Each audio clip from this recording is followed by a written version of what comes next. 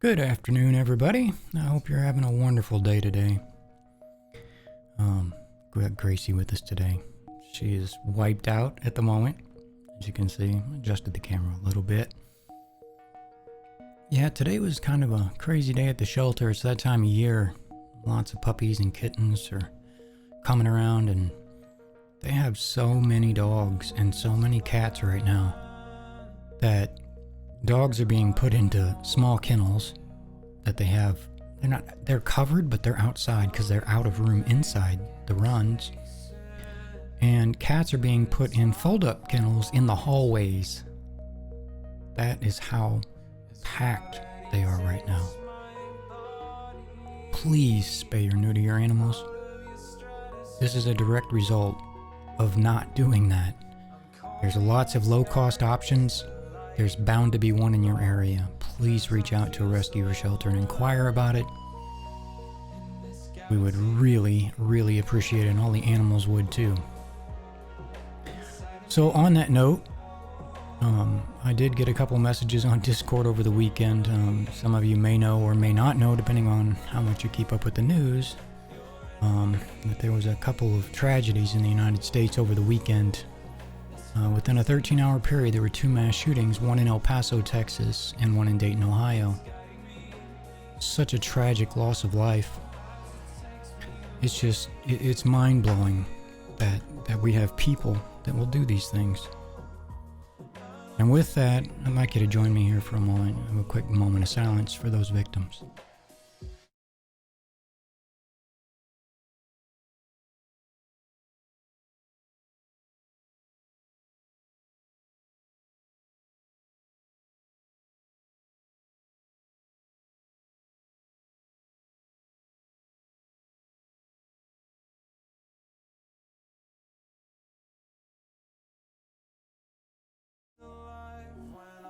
And thank you for that.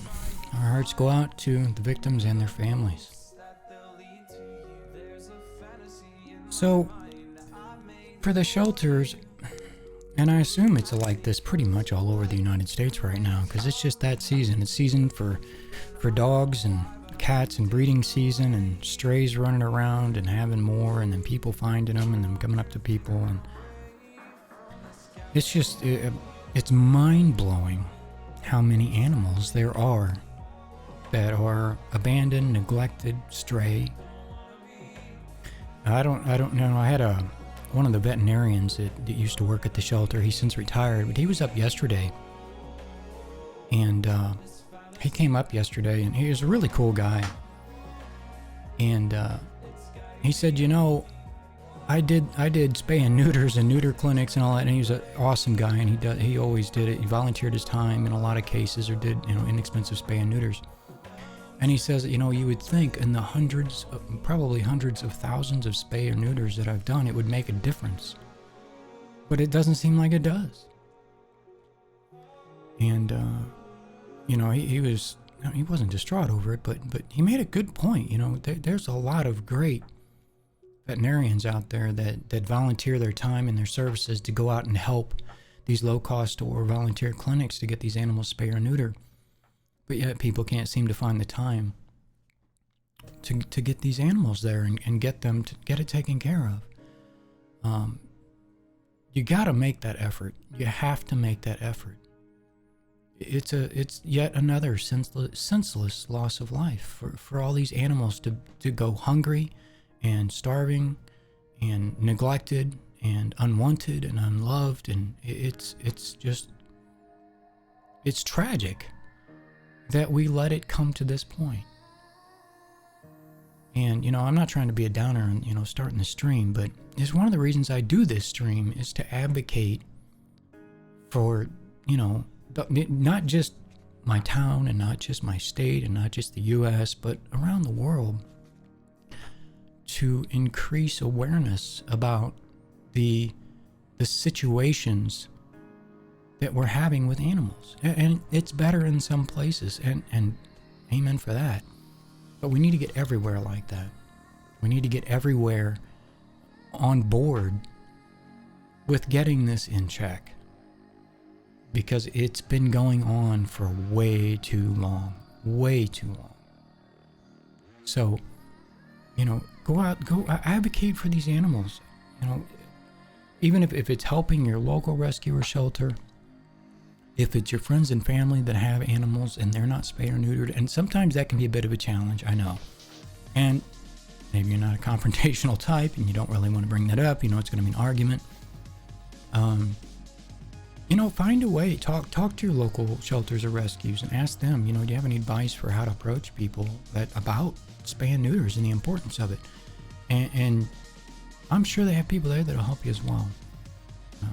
But I'm asking for your help to get the word out there and try to make it a better world for everybody, especially the animals. So now that we got that dreary stuff out of the way, today we did 7 dogs, I think. We got 7 puppies. We had a couple that were on the list that were just a bit too shy yet to come and get their pictures taken. But we still got quite a few. It was pretty cloudy today, so we had a natural diffuser for our lights. We got a lot of really great pictures. But as always, we're going to go in and stack all our pictures up into groups so we can keep all the dogs together. And if you have any questions along the way, whether it has to do with volunteering at your local rescues or shelters, if it has to do with photography, or whatever, feel free to let us know. If I can answer it, I will. If I can't, I will try to help you find some way or somewhere to get an answer. So whatever that is, I'll definitely answer it the best I can. And I don't even know where to start about the shelter this week. I say this week, it's been coming for a while. It's been slowly building up. But there's a absorbent amount of cats at the shelter. I mean, there's also dogs, but because we don't talk too much about cats on the stream. There was so many cats last week that they only had actually they had no regular kennels free, because there's 3 different locations for cats specifically. There's isolation, which are cats that have an illness or something contagious and they're being treated, and that's 4, 5, 6, 7, 8, 9. That's 12 different kennels, and some of those kennels can have several cats in them depending on conditions.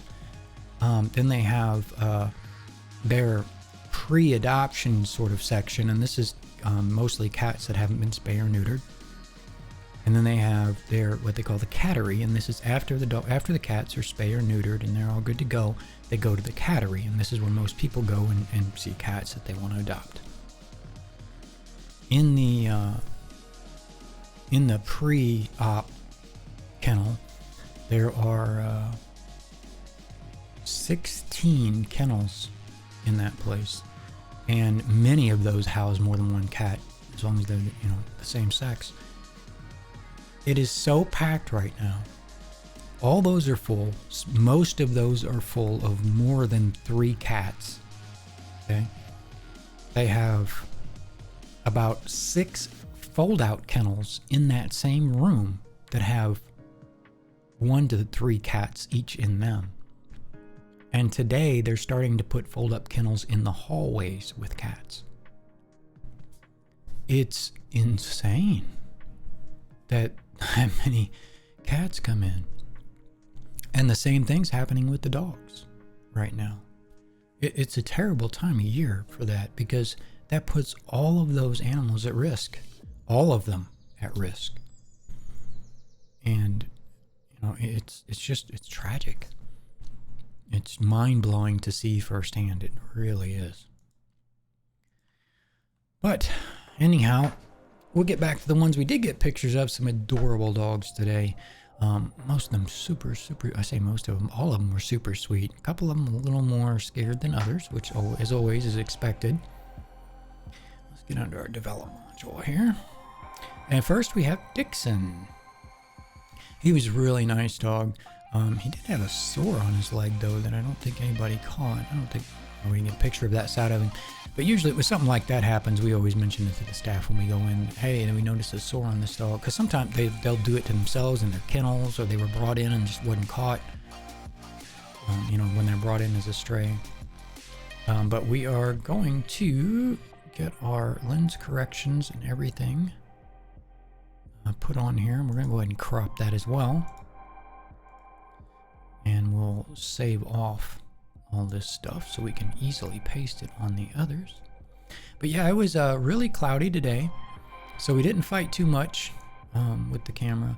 A little bit from inside, indoor to outdoor, and then of course you always got to tweak it for the coat color of the animals. But again, this is Dixon. He is cattle dog mix, blonde and white. It did start out as a little bit bright. That one's blurry. Because we had to run a little bit slower shutter speed today for the most part, because it was dimmer outside, and we did open up the aperture a little bit to capture a little more light, but it was a little bit harder to catch the motion of the dogs without it blurring. We need a face shot. That one's pretty cute. That's a great full body shot. And I have also noticed that the internet's being a little wonky today too, so you'll have to let me know if you see any issues on your end. And also, if you have any rescue stories or anything you'd like to share with the stream, please feel free to do so. We're all about that this stream. It's crazy about the number of cats there. Yes, it is. It is absolutely crazy. About the number of animals there right now. Yeah, he was really, really sweet. Super sweet. Copy. And I know you can't see those dialogues. I wanted to change the way I capture this. I haven't done it yet. So you still don't see those menus.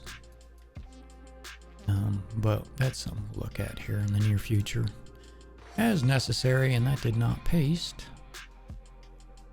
There we go. And I also noticed when I started the stream up today, my microphone settings were all wonky. So if you see or hear something weird with the mic, let me know there too. I tried to get everything back in check, but I don't know how well I got it back to where I wanted it.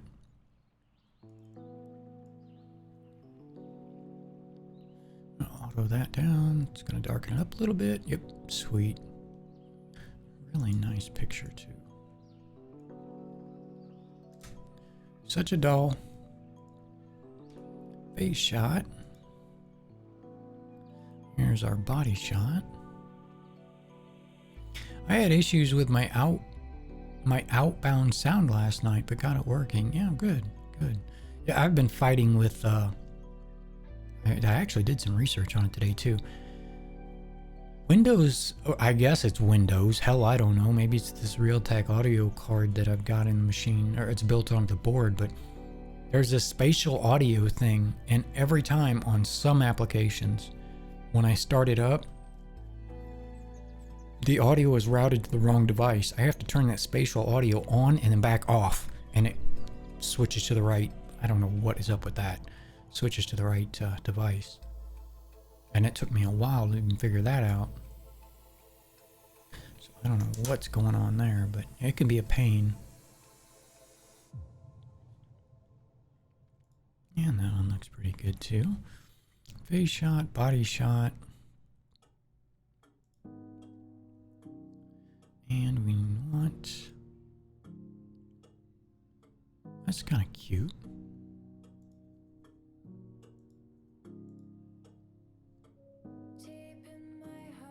Yeah, we'll see what we can do with this one. Develop settings, paste settings. I don't know why it always does that. I say it always does that. It only pastes all the settings every now and then. I don't know why it does that, but try to do something with the crop here.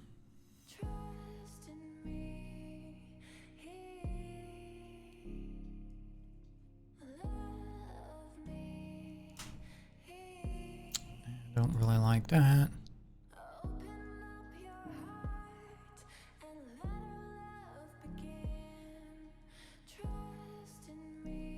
That's a little close. Paste settings, but only if you really want to. Yeah, it's like it only pastes half of them sometimes. I don't... It's done that forever. I don't know why. There's our 3 shots of him. Headshot, body shot, and then a different shot. Auto that down. Looks pretty good. And that's something I also have noticed about the auto too. And I always use it as kind of a starting point, but if it's not a very high contrast photograph, auto tends to usually do a pretty good job with it. It's a hell of a time saver as well. And we'll paste on here. Hazel, another sweetie. Housebroken. Super sweet. You can tell from the face there. She was just a doll. Uh-oh, Gracie hears something. She heard something. Get us a face shot. Probably use that one. Kind of like that.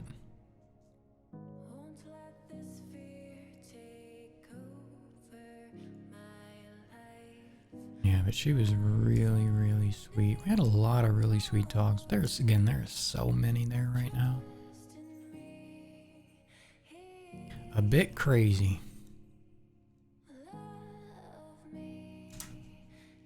Actually, it's a lot crazy, but a little bit soft, but that's okay. Face shot. Really cute body shot. Again, that's the other one of the really good things. You know, some people say, oh, you know, it's cloudy out today, you don't want to go get your pictures taken. That's actually completely the opposite. Having an overcast day is like a natural softbox. Gives you a really beautiful light. I didn't get that quite low enough there, but it'll still work. A little bit on the dark side. So we'll lighten that up a bit. I'm watching our cat watch something either outside of the windows. He's hearing noises I'm not hearing. Yeah. Gracie does that a lot too. And it's just about dinner time for them. They got about another hour. Usually around about 15 minutes or so, she'll start bugging me to tell me it's time for her to eat. So there's a body shot.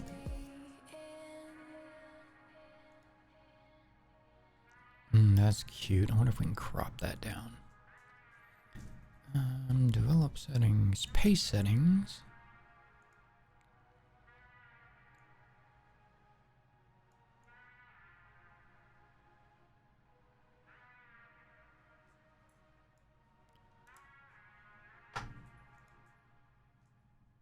And it's a little dark.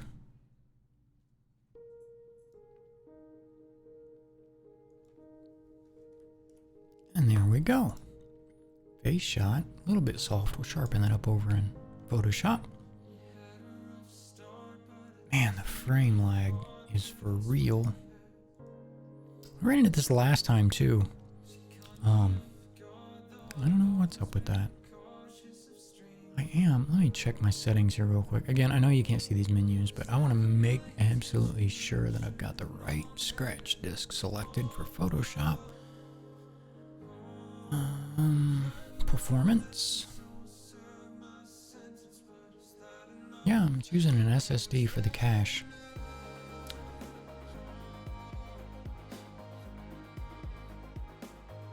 I do not, however, have to use the graphics processor because that's when we lose the preview, which is why I was going to switch that. Switch the way I'm capturing it, but I haven't, of course. So yeah, I really need to do that. And Lacey.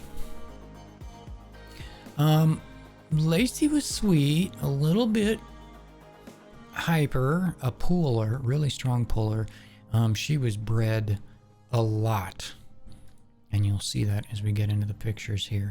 And unfortunately, a lot of the animals that come to the shelter, the females, are that way. They've been overbred one way or another. I mean, it's almost, you know, and again, if you work at a place like that or volunteer at a place like that, you tend to think the worst of people.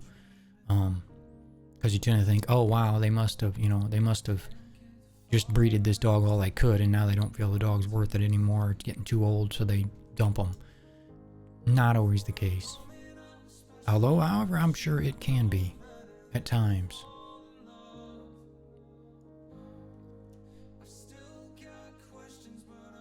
Okay, Lacey, we need a face shot.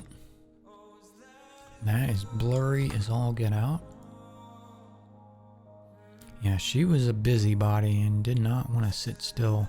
Yeah, it looks like I finally did at the end get... Man, that's blurry too. Like I said, she would not sit still. I guess that might work. I don't like her mouth open that far, but... I'll paste those on.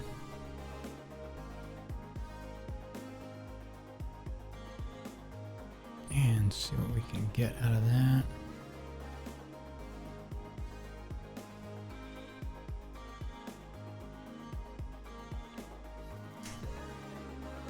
Yeah, not the greatest,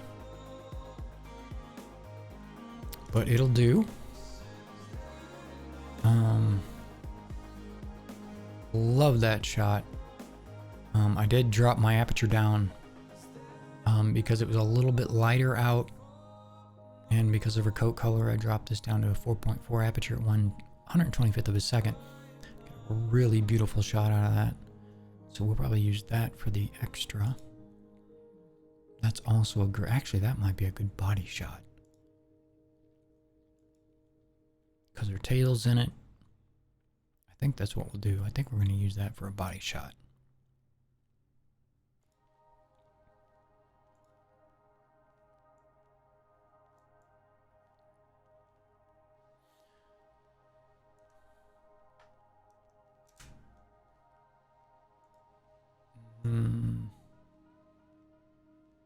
Not real sure how I want to crop that.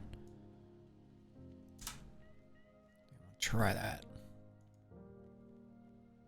Auto that down. Bring it down. Whoop, a little too much. There we go. Body shot, and we wanted to use this one.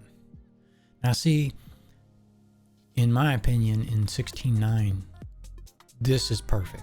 This is a beautiful picture, just the way it is. Very little change is needed as far as even the... Oh, shit, I don't want to change the temperature there. I was looking to change the exposure. Just really beautiful light. But now I got to go in and I have to make a 1x1 crop on it because of the application that we upload to. It's still not bad, but man, it was so much better in the 16:9. But yeah, that's nice. We'll have to turn this up again, I know, but sometimes when you recompose them, the auto wants to rebalance some of the colors. And again, you can tweak all these settings by hand if you're a Lightroom fanatic and you want to spend the time doing it all. But for what I'm doing here, auto works beautifully generally for a starting point, and you can just tweak a few settings here and there to get it right. So, face shot, which I'm not the biggest fan of. Tweak the exposure on that a little bit. Body shot, it's beautiful. And that shot's really pretty. Oh, really nice shots there. And next we have Eva. Let me see. Oh, actually, you know what? I got those dogs confused. You can tell she's had pups. Maybe not recently, but not that long ago. But she wasn't the one I was thinking of as the puller. Eva was. Eva was the puller. She was all about exploring. She was, oh, I also took these. I need to remove these from this group because they are not part of it. Well, I didn't want to unstack the whole damn thing. So let me restack this of Eva.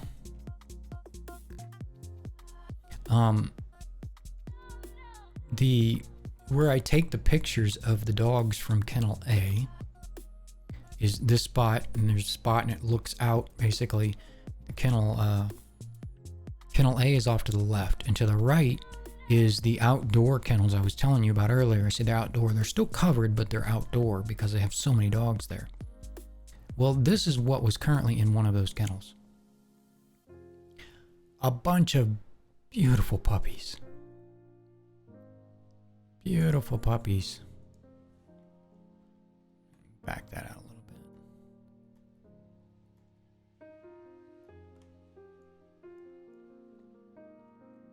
They were so adorable. So I had to turn the camera and take a picture of them. So yeah, they were like just to the right. Like I was taking pictures facing the left of this picture. But yeah, that's some of the outdoor kennels that they have there that, again, they're so full there right now. Sorry. Laundry. It's always laundry on Sundays, so we get the dryer.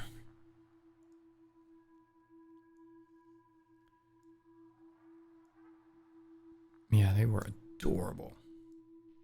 And there was some really cute smalls. I say smalls. We call them smalls at the shelter. And smalls are any dogs that are small. And they're generally high demand too. And they got quite a few in yesterday.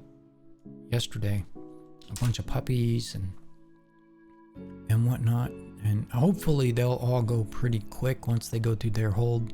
There's a mandatory 3-day hold for any new dog. And then sometimes there's I think it's a 7-day or a 10-day on a stray. If they're stray, they're held for 7 to 10 days before they're put up for adoption in case they got out. Yeah, you can see here how she's pulling, but you can just see how overbred she was. And she was super, super skinny. Was she a surrender or say a stray? Owner guardian surrender. So this is one of those dogs you think, oh, well, you know, they just think that she's outlived her usefulness breeding, so they come and dump them at the shelter. And again, I don't know if that's what happened, but when you work or volunteer in this environment, you're always thinking the worst of people, just because you see this kind of stuff so much.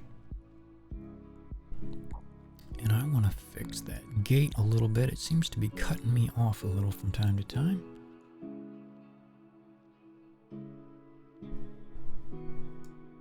I'm going to try that.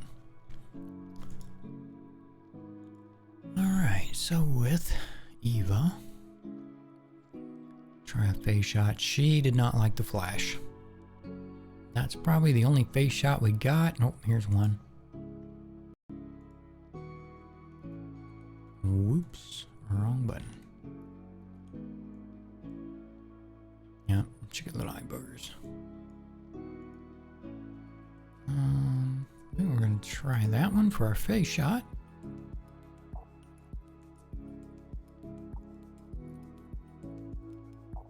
So how you been, Red Eye? I haven't talked to you in a bit. I know I did a little bit in ODG stream the other day. Gotten your when you gonna get back to streaming again? I know you've been working on it.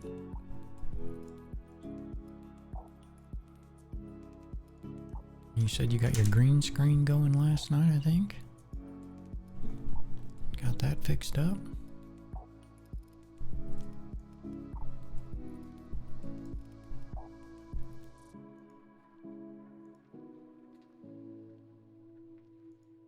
But hopefully you can get back to doing that soon.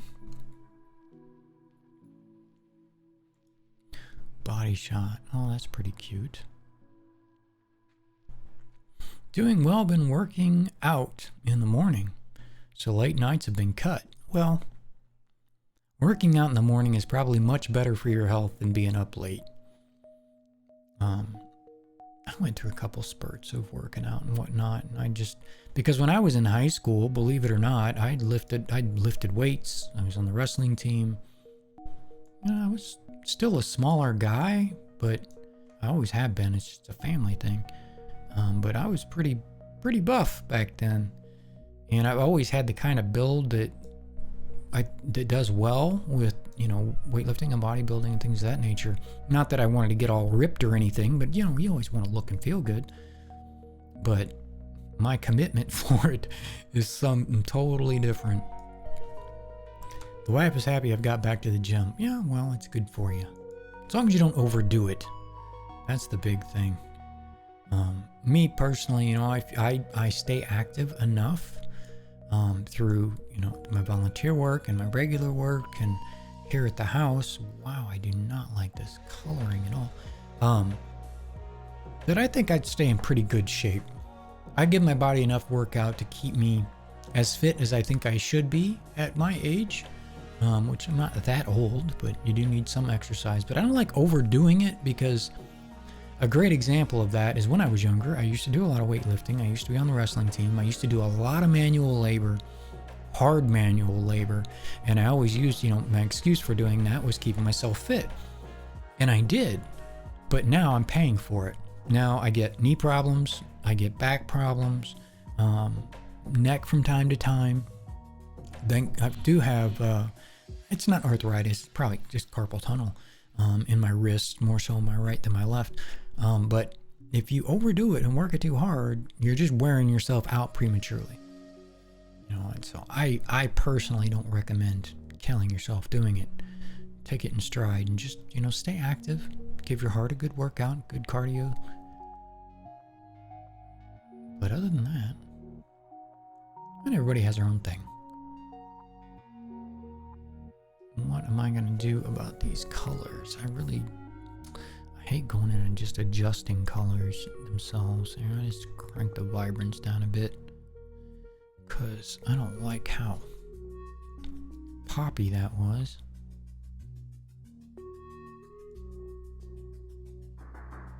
Yeah, -5 works. Now I'm going to have to do something with this, because it did not come out the same.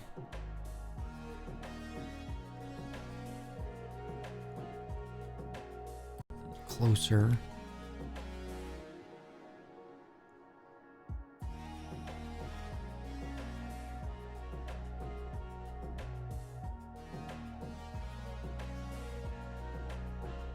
Yeah, it's not the greatest, but I think it's close enough. I actually really like the gym studio we go to. It's helped my wife drop, no joke, 2 to 3 or more at this point. Dress sizes. Wow, that's amazing. Tell her I said congratulations. I took 4 bags of clothes she doesn't fit into anymore to Goodwill this afternoon. That's awesome. My wife's went through a couple phases like that as well. She'll get on the kicks to drop some sizes and work out and exercise. And it's mostly the eating well that we tend to suffer from around here. We both enjoy good food. And I say good food, typically, not always, but typically speaking, good food and healthy food are not one and the same. Quite to the opposite, more often than not. Not that there's not good food out there. Like, we really like chicken, and I'm okay with fish. I'm not the hugest fan, but I'll eat it, and she loves fish, which fish is great. But fish, to me, gets old really quick. I can only do it maybe once, maybe twice a week. But with chicken, I love chicken. My problem has always been getting enough flavor into the chicken, not on the chicken. On the chicken, or kind of really shallow into the chicken, I can usually get just with the marinade and whatnot. But getting the flavor into all the way in through the chicken, I've never figured that out. I don't know if you actually have to go as far as like injecting juice into the chicken or whatever, but if you have any good recipes for chicken, I'm all ears for that, because I really do enjoy chicken. But it always ends up where maybe the outer quarter of it is really good, but the inner 3/4 is just really bland. I don't know. Maybe I just need to flatten them or something like that.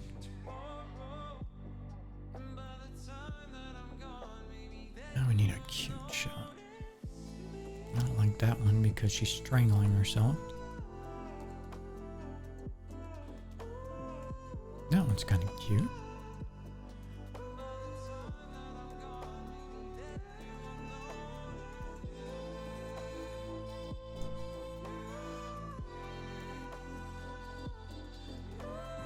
It's so hard for me. I don't know why, but it's so hard for me to get my head around composition with a 1x1 crop. Because I would normally never compose a photo like this right here, which is not bad for a 1x1, but they're looking out of the picture and I don't like that. It's visually boring and I just don't like it. But I don't have a lot of choice. Because that would be more of a composition I would go for, but it leaves a very uncomfortable crop on her left side or right. So, that's what I gotta do. I gotta do something like that.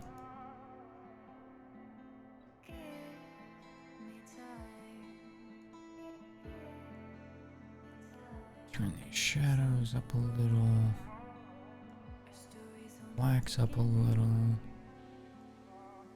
then we're gonna have to turn that vibrance. So much yellow. Well, we need them to match at least to some degree.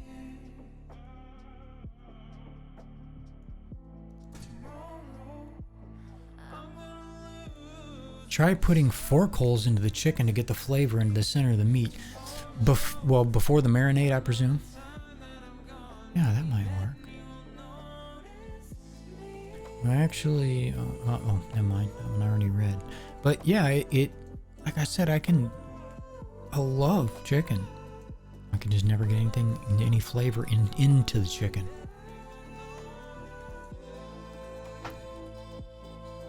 Like today, I got out pork chops. Now, although I am from the Midwest, but our family was always notorious for that good old-fashioned cooking. All the greases, all the fats. We're talking biscuits and gravy and bacon and pancakes and sausage and meatloaf and fried foods and fried potatoes and all that hearty Southern food. And today I got out pork chops because we haven't made any in a while. And there is a mushroom, a way with mushroom soup. You can bake those in like a mushroom stew and put some rice in it. She's not a fan of that, so I usually fry them, which are good, but again, really bad for you. So I was typing and feeding the case, no problem. From the steak I'm about to cook. Ah, nice. Sounds good. I'm getting hungry myself. It's not dinner time for us yet, but we don't have a lot of dogs today, so I don't assume today's stream, at least the puppy stream, will be too terribly long today. But I know I've been talking for the past couple weeks that my stream schedule has changed. We had to drop Mondays because of some new scheduling for real life stuff, and I'm wanting to change it up and add some stuff on some other nights. I just haven't nailed down what exactly I want to do on those other nights, and that's why I haven't added them yet. Still a work in progress there. I'll be back a little while. My mother is coming down. Okay, no problem. Have a great dinner, and thanks for coming. I appreciate that. Dropping in. And this is Luna. She's still young, a little bit of a puppy. Very pretty though. Very pretty. A husky mix. Again, huskies, they are beautiful, but they're usually crazy. Absolutely crazy. I don't know how people do it. I don't know how people handle huskies.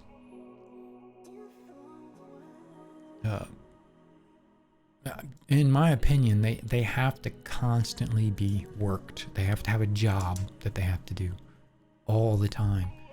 Otherwise, they just tear things up and try to get out.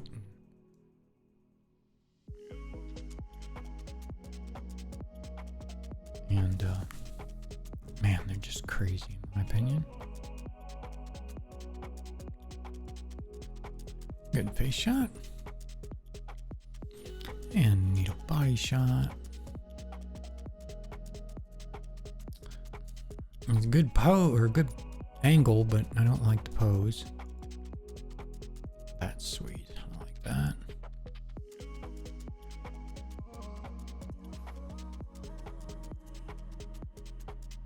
That might work for the body shot.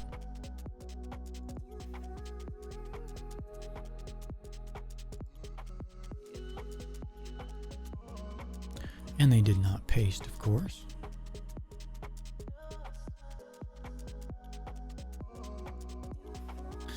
And this is going to be a terrible 1-to-1. I don't really have a lot of options there either.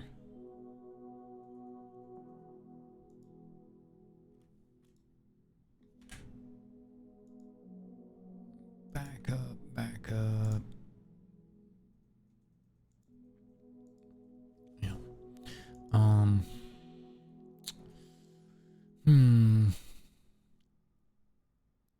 I guess we can use that one. At least I know it'll work in a 1-by-1 just because she's turned so much. Let's see what comes of it here. Pace settings once, pace settings twice. There we go.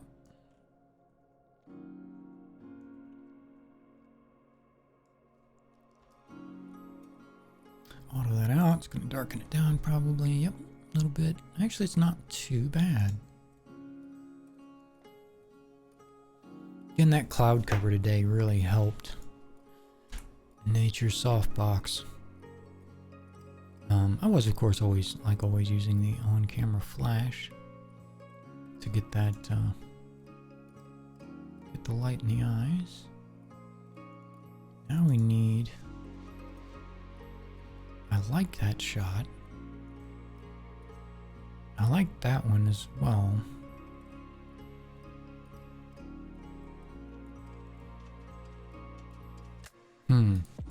Let's try this one.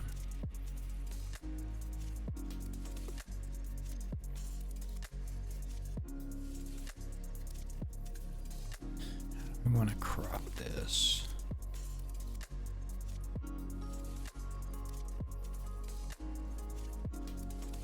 Don't like that.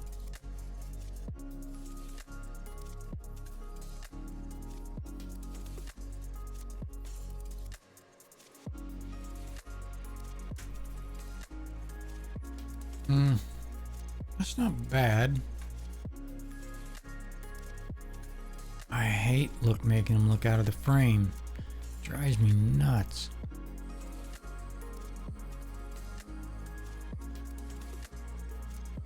There's honestly not a lot else I can do. That 1-by-1 just not a lot you can do with it.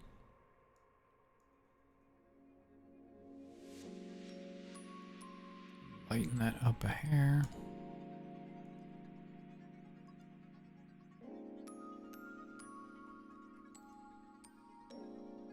I'm just looking at consistency at this point. All look pretty good. Again, that was Luna, a Husky Shepherd mix, 9 months old.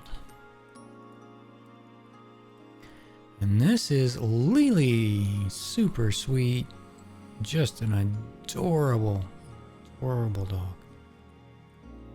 No doubt she will find a home soon. Wow, that white balance on that was really bad. This was really, I had to go all the way down to f2.8 on the aperture because it was so dark in this particular spot, and I stopped using a flash on the kennel cards because the glossy cover on them reflects the flash, and you always get a hot, I don't know why, but it's always right over their name, almost regardless of how you angle it. And there's no way to bounce it in that particular area. So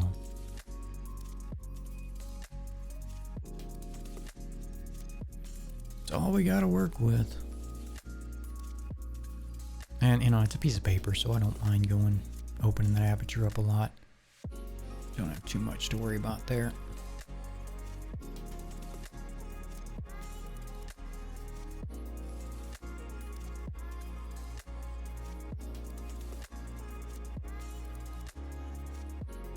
A little too blue.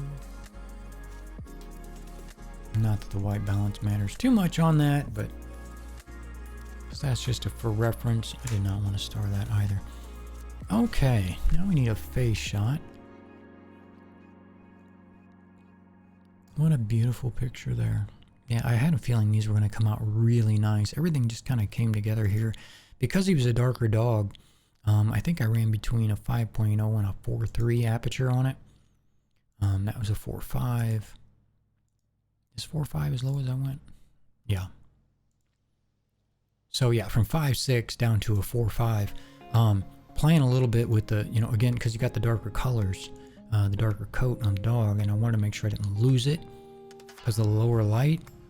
And you can't really drop the shutter speed too much when working with animals because they move so much. You're going to end up with a lot more bad shots than good ones if you do. I really like that. That'll probably be our body shot there. Face shot. I think that's a great face shot. The Messiah, thank you for the host. I appreciate that. Thank you so much. It means a lot. Help advocate for these wonderful puppies. Glad to see. It's been a while since I've seen you. I know I had to drop a day from my stream schedule a couple weeks ago because life kind of changed, and plan on adding them back in. I just haven't decided exactly when and what. So work in progress there. But thank you so much for dropping in, and thank you for that host. Really appreciate it. Just gonna darken that up quite a bit. Yep. Beautiful picture though. That's a 4.5 at 1/60th of a second. This is an overcast day. Using on-camera flash. I've had live stuff going on. Yeah, it's the summertime. You know, we all got to catch up with a lot of stuff and got the honeydews and the yard work and the visiting and birthdays and, you know, all that outdoor stuff and vacations. And it's, as we get closer in November and whatnot, we'll probably get more people around and get a little less busy, a little less tolerable outdoors.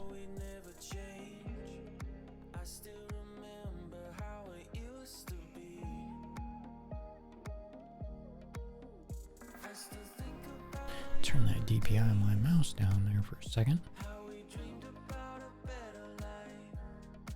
What a doll. What a doll.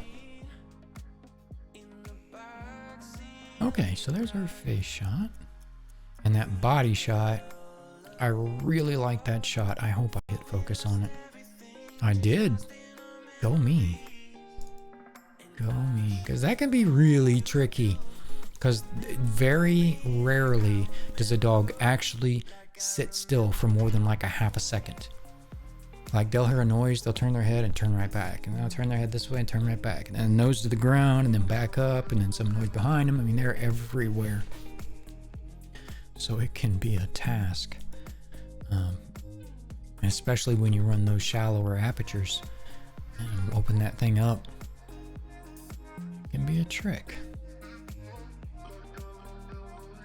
Center body mass on that.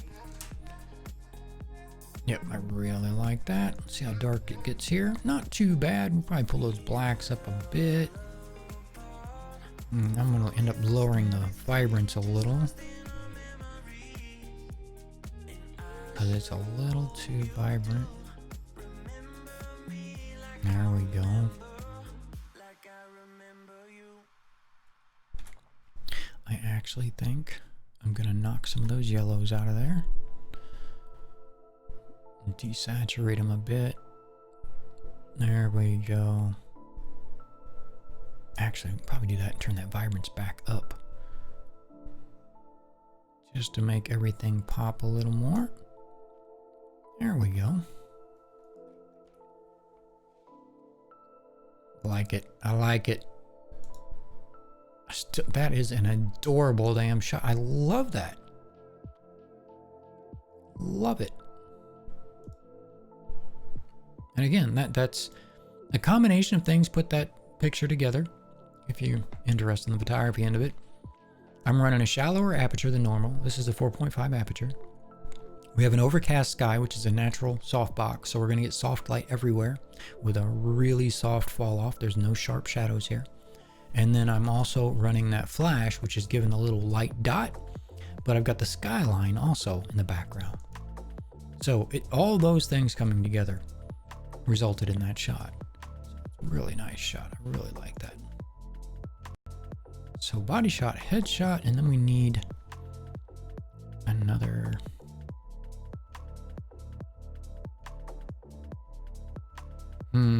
Decisions. There's a lot of good ones here. We already really have the head on. Maybe we'll try that. We'll try this one. And we'll paste it again because it didn't stick.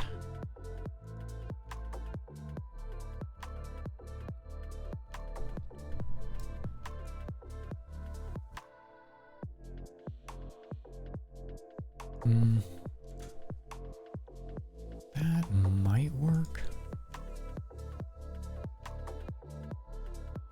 Kind of going against the grain here with that fence line, but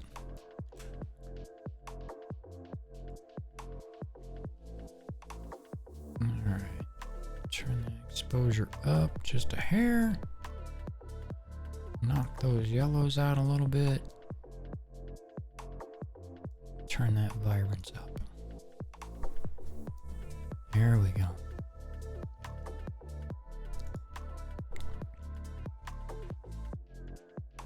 Again, I'm just looking here for consistency, and that's what I'm more concerned about than anything. Such pretty photos.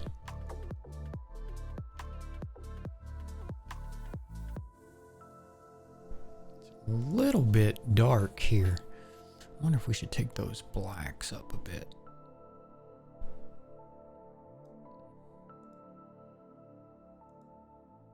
Yep, I think that helped out a lot. All right, so there's those, and that was it. That was the last of those. And if any of you just joined us, I was mentioning earlier that when we were doing the shoot for Kennel A, which is one of the 3 kennels that we do photographs of animals, to the right there's an outdoor kennel, and there were all of these absolutely adorable puppies in there. I had to turn my camera and take a shot. They were so damn cute. So cute. They were just watching. They weren't barking. They weren't misbehaving. They were just really curious as to what was going on and what we were doing. They were all so adorable. But anyway, so now we need to go over to Photoshop. So because of the way that I capture Photoshop and Lightroom, which I need to change, because even though it works better it captures better this way, it doesn't capture everything, right? The performance is worse this way, so I'm gonna have to switch back. But that being said, I'm gonna pull up Photoshop. Every now and then you're gonna see most of the screen will be black. You'll see the title at the top in Photoshop. Because every time I go over to Lightroom to pull a photo over to Photoshop to edit it, you're gonna have a black screen in between those imports. It's just a few seconds, but just so you know what's going on and why. It's like, hey, I can't see anything. That's why, because we'll be switching over. So I'll pull up Photoshop, and you notice now it's all black. You just see a title bar. That's because I'm currently in Lightroom, and I'm going to take this picture and pull it over to Photoshop.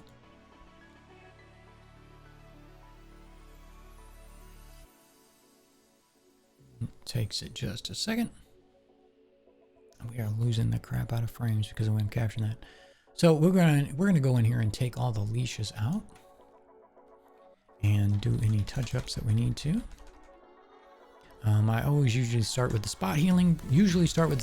Brush. We'll take a big wipe at it, see if it does a good job with it. If it does, we work with it. If it doesn't, we'll redo it, try a different way. I just find that this about 70% of the time works. wow, it's being slow. See what I mean? 70% of the time it work out pretty well. We do need to do a little bit of touch up right here, but Photoshop. Caps lock off.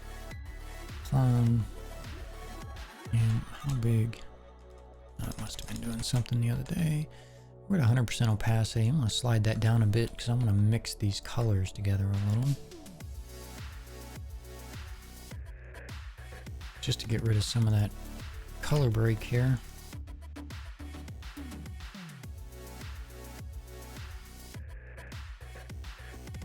Turn that down a little more.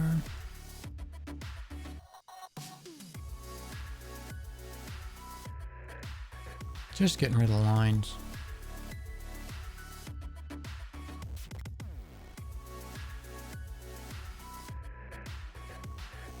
One bad thing about the clone tool as well.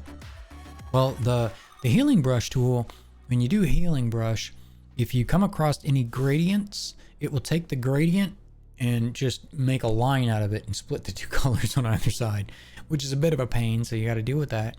And then with the clone stamp tool, you got to be very careful of patterns because it is really good at making patterns, and the human eye is really good at picking up patterns. So, sorry, it's laundry day. Jar buzzer going off there. So you got to be careful with it when you use the clone tool for that. Making sure you don't pick up patterns or straighten them back out if you do. We're in the shadows now at 24% exposure on our dodge tool. I like to, if they need it, I like to pop the eyes a little bit, brighten them up a little. They tend to grab a little more attention that way. Other than that, I think we are good there.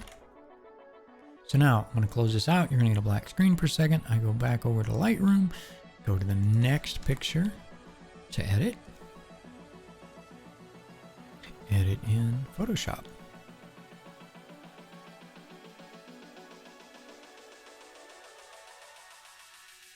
And I know this is being incredibly slow, again, because we're using CPU rendering. We're not using the GPU at all, which is a big mistake in doing this stuff. But that's how we're capturing at the moment, and that's why. Some performance stuff to be fixed. But yeah, I really like these pictures. I like them, and if you've been here before, you already know this, but in case you haven't, I really like to take the leashes off of the dogs, because to me, it feels more they feel more approachable, and it always grabs the tongue. I don't know, it's got, Photoshop has a fetish with tongues. See? I feel the dogs are more approachable, the better picture for them. And it doesn't misrepresent them, I don't feel. I feel that it just, again, makes them feel more approachable. Because what you don't want to do, you don't want to misrepresent the animals. Because everybody loses when that happens, generally. You know, I'll take off little eye boogers and dirt spots and grass and stuff like that that might be on them. But if it's something that's permanent, like they'll have for the rest of their life, like a scar or a patch of hair missing or something, I don't edit those because that's misrepresenting the animal. Not that many people would care too much, but they might. And you don't want to misrepresent them, so. And we might have to switch to midtones, these shadows. So I switched to midtone dodge here. Try to get more of the pop. I don't want to wash them out, and you got to be really careful, like I just did there. When you overkill it with dodge, you can really make their eyes look bizarre. So don't overdo it. I just really like to pull the color out. I really like how they look after that. I'm going to close this one out again. You're going to be a black screen for a moment. Let me get back over to Lightroom. And we are going to grab the third photograph of Dixon, which is the face shot. Edit in Photoshop.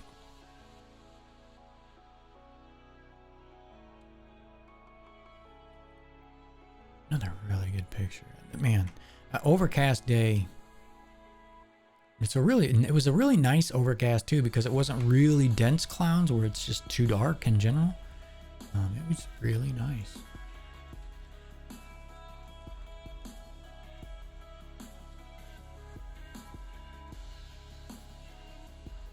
Bet you that this tool pulls the tongue out. I didn't touch the tongue, but I bet you still grabs it. Yep, right there. I don't know why it does that. That baffles me. I mean, I know there's a reason for it. I just don't know what that is. Why it does that. So we're just taking the clone tool back in. And we're not, you know, with these tools and what we're doing here, we're not looking for perfection. These are not high quality prints. They're not for commercial use, nothing like that. These are just for social media publication and whatnot, for getting these animals homes. Just to help people say, oh wow, let me check that out. That's a pretty dog. That's what it's all about.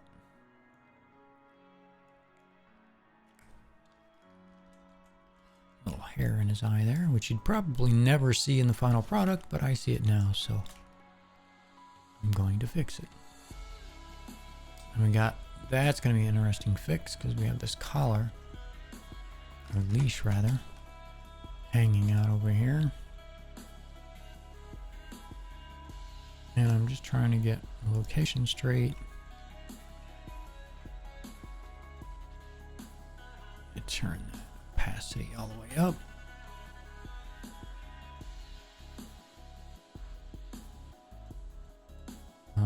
All we're looking to do here is get it so that you don't pick up on it and just looking at it. Because nobody's going to pixel peep these. I mean, that's not what they're for. It's not what they're about. So I'm not concerned with that. As long as it doesn't, whatever edit I do doesn't generate attention, then it's a win. That was the goal.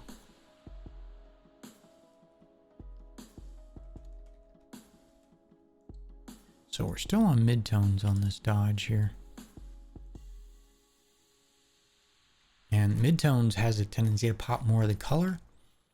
And then your shadows has a tendency to pop more of the brightness. So brighten up just a hair as well. There we go. And that was all of Dixon.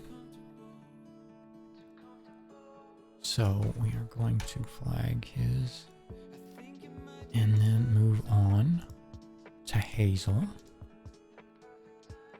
And I'm going to bring her first shot over.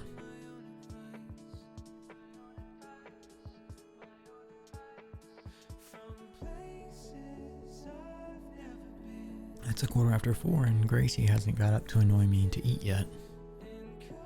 But she did hear me say it. Her ears went up. I'll have to let her out here in a minute, because I'm sure Mom will be taking them out and feeding them.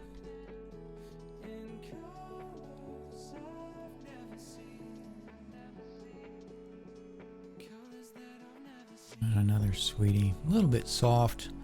So we'll go in and sharpen this up a little bit. We're at 19 strength, because I'd rather go over it a time or two till I get it where I like it, rather than just blasting it right off the bat.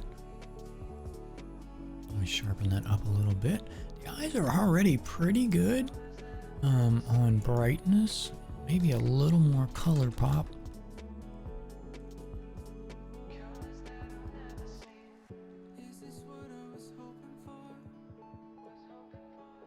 So we're doing midtones here, 24%. Again, I'd rather have it a little low, and there's a little bit bright. There we go. I'm gonna try that again. This one's a little brighter because the light was on that side. Just even them out a little. No, it's just a matter of personal preference and what you like. I really like those eyes to draw attention, because that's what makes people look. And then we'll get her next picture.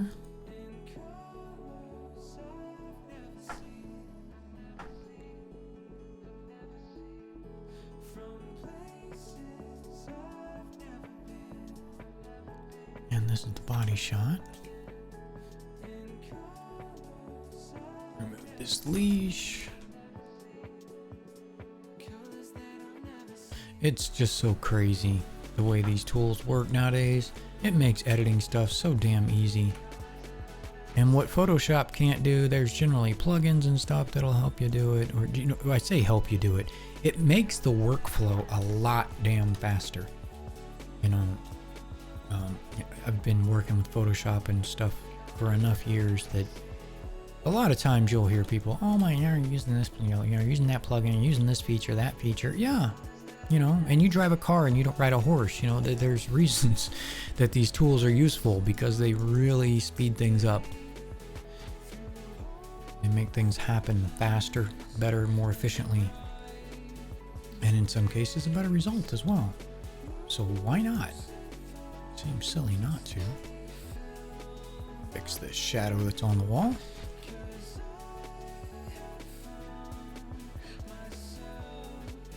Yeah, it's a little bright. I'll lower the opacity here and we'll just mix it in. There we go.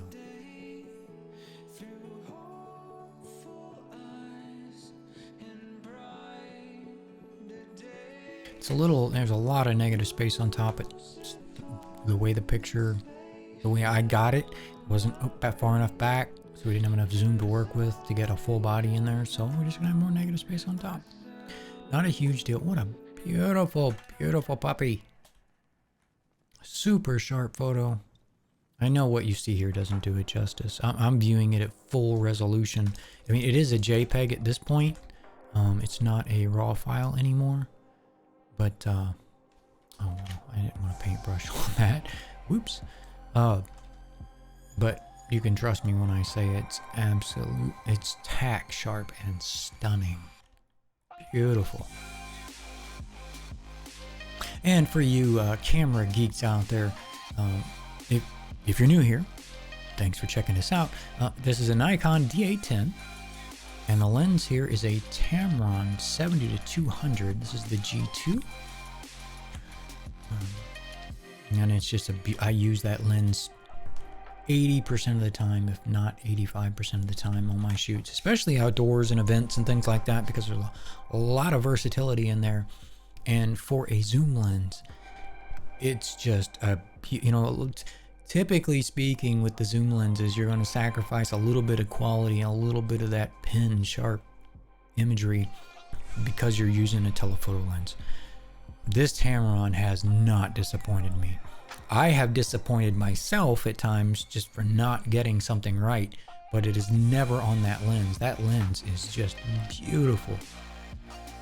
It's a fantastic lens and a great range at 70-200. Somebody's getting food grumpy. Do we want to pull? I don't know, it's so beautiful. We might lighten the eyes up just a hair. So we'll go down to the shadows. Really don't want much more saturation in there, but I wouldn't mind brightening them up just a little. Beautiful. Okay, on to the third picture of Hazel. Not the biggest fan of this particular photo, but she's so damn cute. I don't think you could take a bad picture of her. I really, well, yeah, actually I should. Hang on, I'm gonna back out of this for a second. Do I want to save it? No, I don't want to save it. I'll back over here to Lightroom. We are going to fix the straightening here. Straighten this out a little. We got a little bit of perspective warp on this, which we could actually fix that as well. Until we want to, though. Well, we might be able to pull it off without it. And we get a little bit off on the bottom, but I don't think it's that big a deal, honestly. And it's really close. Straightening that top up just a hair. Just because those are the lines you see the most, the bottom is kind of hidden a little bit. Yeah, Grace, I know. You want to go eat. I'm gonna let her out real quick, so Mom will let them go eat. Stand by 1 second.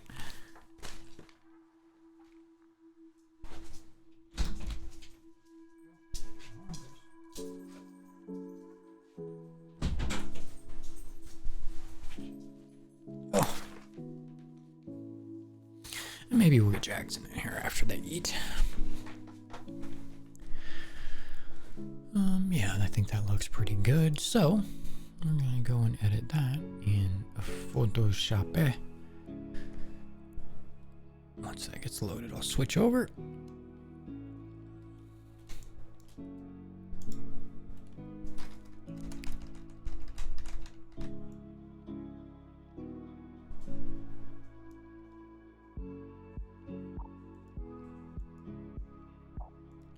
Yeah, these tools just are so amazing. Alright, well, still 26% opacity, which I actually thought might work in our favor for what we got here, because I already edited out the leash, but there's some shading that I'm not a big fan of right there. I didn't mean to swipe it over her head there. Sorry, my nose is a little stuffed up today. Man, it's been a crazy allergy season here. Just crazy. Wife's been fighting them. I've been fighting them. Thankfully, though, mine aren't too bad. Hers, on the other hand, she's waking up at like 4 o'clock in the morning, can't breathe. It's crazy. Alright, lighten those eyes up a little bit. So we're on shadows.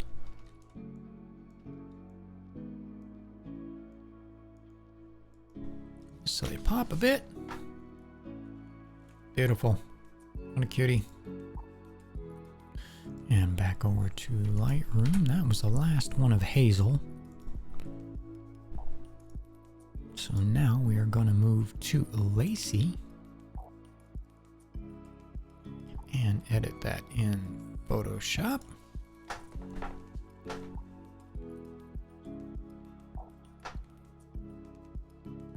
This one's really soft. Again, that's on me, not on the camera. She was moving around a lot, a little bit hard to capture. Didn't really want to look at the camera, so. And I don't know how well this is going to do here. I didn't think that was going to do very well. One more attempt. Nope. I'm going to do that a different way.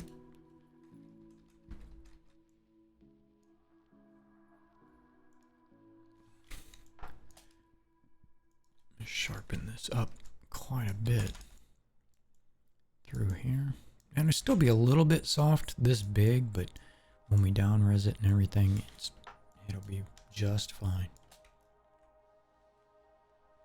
I always try to shoot for what I'm going for the picture. Take a picture for the picture. Don't take a picture with, oh, I'm gonna edit this. That's what I always try to do, but it's not always that easy. Especially when you're dealing with animals, because they have a tendency to just wiggle worm all over the place. So you're kind of at the mercy of them. And we're just basically going to have to recolor this whole damn thing to get this to come out. And it'll look a little choppy here at first, but we'll get all that fixed.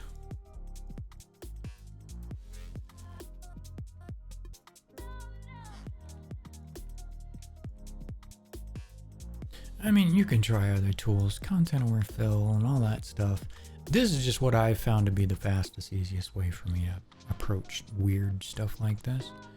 The downside of what I'm doing right here, which is basically fixing an area and then going in and applying a Gaussian blur to blur it back into the background. Sometimes if you have to get very close to another contrasting color, for example the ear here, it'll pull the color into the blur even though you're not touching it, just the way Photoshop does it. So you gotta play with it. Just do what you can with it. Again, we're just looking to not draw attention. As long as it doesn't draw attention, we have Well, that's what we want out of it. I think that'll work. Save that off. And go to the next picture of Lacey. Looks like body shot. Yep. Edit in Photoshop.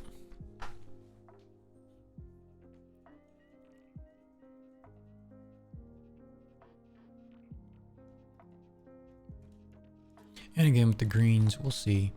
Because there's a lot of gradients here. And I was mentioning earlier with the spot healing brush, it's not a fan of gradients. It'll do lines really well. It'll do color changes really well. But with gradients, you know, like you see here, it doesn't generally do super well. So we just got to go in and kind of doctor them up. Get them how we want them. And here I'm just throwing in some colors to get rid of the lines. I drop my opacity on the tool so I can kind of rebuild the background. And again, it doesn't matter if it's exactly how it was, and anybody that looks at the picture is not going to know what that background looked like when you took the picture. So as long as when you're done with it, it's believable, you know, you're just fine. Oh, quit your complaining. That's Jackson standing outside my door wondering why he hasn't been fed yet.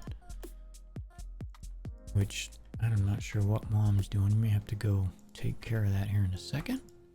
So now that I've kind of filled in the background a bit, I think this color here will probably work out okay, even though it's a little yellow there. So now I'm going to go in. I'm just taking my lasso tool and I'm going to select all the areas where I think the color is kind of and we're just going to apply a Gaussian blur to it. And with the blur, we want to put in an amount onto it that's at least somewhat consistent with the other parts of the background, or a touch more. And we apply that and we get out of it, you know, again, it kind of loses itself in the background. And we've got a little spot right here where the color is not doing us any favors. So we can go in and select that and just rinse and repeat. Gaussian blur. And there, again, there is no right or wrong way. You just do it. You do it the way that works for you and your process. And nothing wrong with that. Blur this one out. That's a little much for this particular area. Drop that down. Here we got a bit of the ear caught on that, so get a little more particular with this area. So what I'm going to do is I'm going to grab a spot.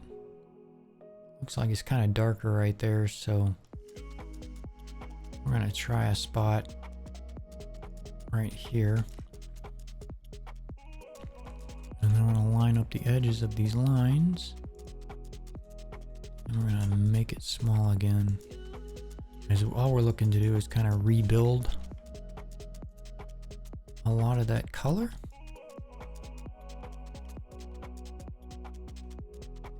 Make this a little larger. I'm actually going to drop that opacity down a little bit because we're just going to have to work at this a little. And you don't have to go that crazy. Again, what we're doing here, it's not super critical that this is just out of the park. But some of it can also annoy me a bit. And if you're an OCD type, as I am, it can just drive you a little nuts. You want to get in there and fix it. Alright, so I think our colors are okay there, but I don't like the blur right there, so blur that out. It actually seems like a decent amount. And again, within the scope of that whole picture, you know, we knocked out an entire leash that was right there, so I think it works just fine for what we're doing.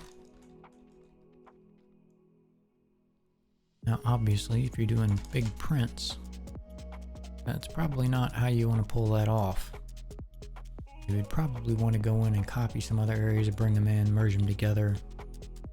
It's spend a little more time refining it.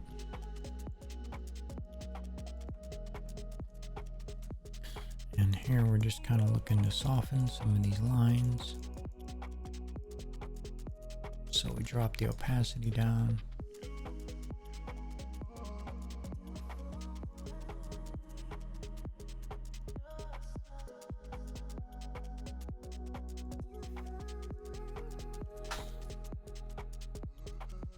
Just like that.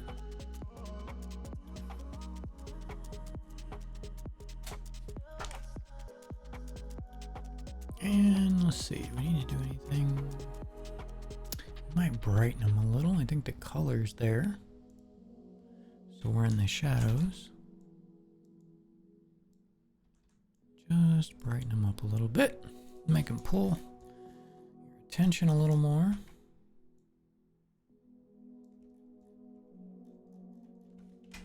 I actually think we're going to have to go into the color a little bit just to add some saturation to it.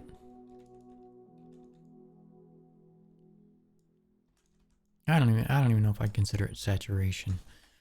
All you're doing is you're taking either shadows, midtones, or highlights, and you're brightening them. And I just generally find when you do it with midtones, you almost get more saturation out of the colors. But it really depends on the color and the context of what you're doing. So just a rule of thumb, not a hard, fast rule. And on to the next picture.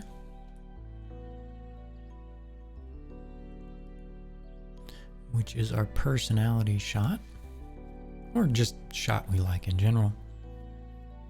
I know the stream's lagging a bit when this happens. We get down to about 40 frames a second when that's switching over. I really got to switch the render mode of these so it stops being so hard on the machine.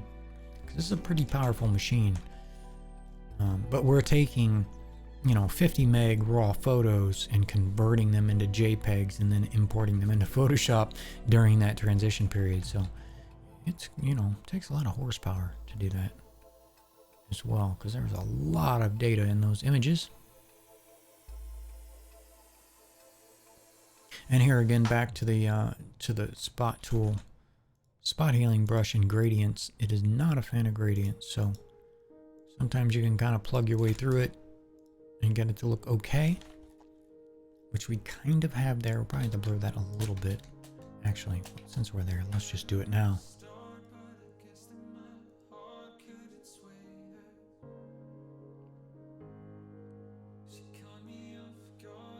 And we're going to blur those with Gaussian. And again, you can't really pick a value to say, okay, I can just blur it all by, because it really depends on what you're doing. So every time you do that, you need to do a Gaussian and then just play with the slider a little bit until it looks good with everything around it.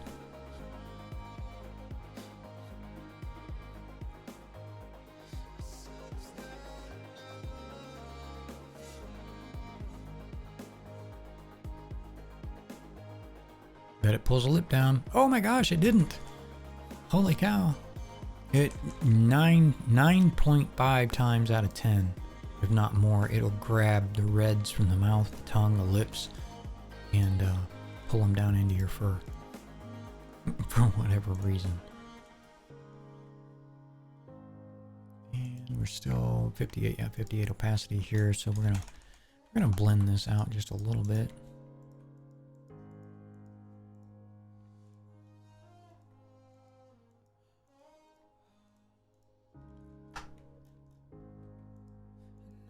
There we go.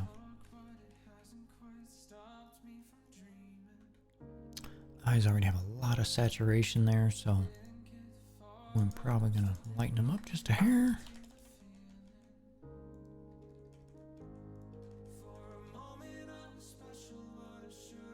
Wow, that really, really popped them. We're going to drop that exposure down a little more. I don't want her to be a demon dog. And it's almost.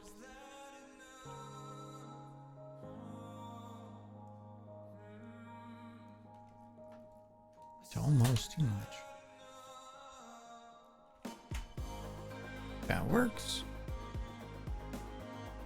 Close that out. Oh, he is not happy. He wants fed. Feed me. Now that was all of Lacey, and now we're going to move to Eva.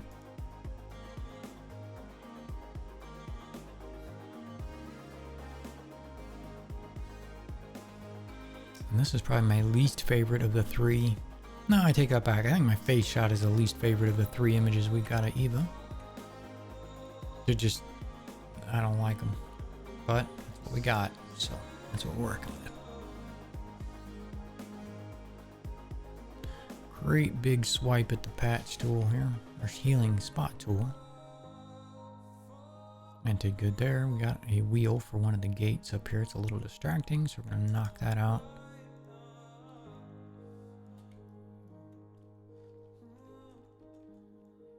Then we're gonna pull this leash off the neck here.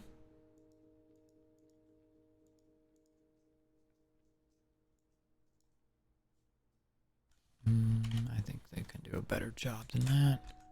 Let's open it up a little. There we go. Got some little eye boogers and whatnot to clean up here.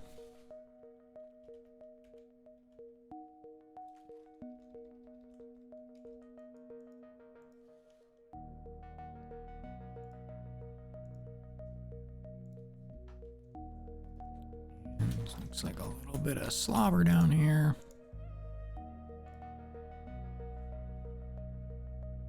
Shiny nose. Really don't need that. Put this back up around 25-ish. Go to the shadows.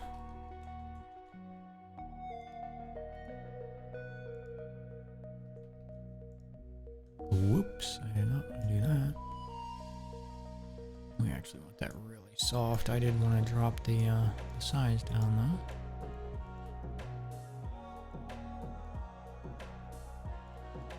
Pull the shadows, there we go.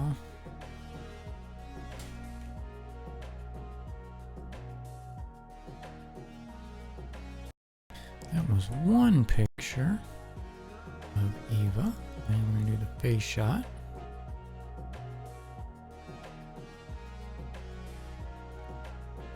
This one's going to need quite a bit of work.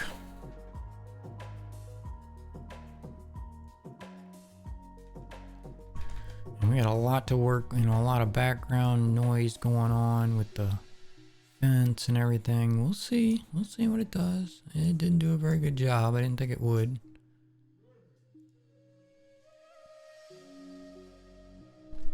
Might as well just take that whole pole out of there. It's easier than putting it back in since it's doing what it's doing. Don't you bellyache at me. Don't bellyache at me. Go tell Mom. I guess I'm gonna have to go see what she's doing. Not sure. She maybe took a nap. That may be what it is. She might have laid down for a nap. And they're having a cow. So let's edit this here. It's just getting worse and worse. Tone it down a little. We just want to get rid of the slobber. We may have to just clone it out. Yes, Jackson, I hear you. Just a minute. We're at 58%, which is fine. Just getting rid of some of the slobber down here.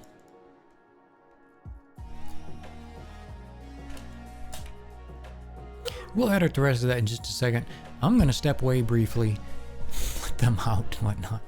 Give them their food, actually, and then I got to let them out afterwards. But I'll get them their food. We'll come back. We'll edit a little bit more, and then I'll step away again for a moment to let them out. I really thank you for being here. I really do appreciate it. If you know anybody else who might be interested in this process, photography, editing, volunteering, just likes to see the puppies, bring them along with you next time. Really love to see them. We do this every Sunday at 3 p.m. Central. But with that, stand by. We'll be right back.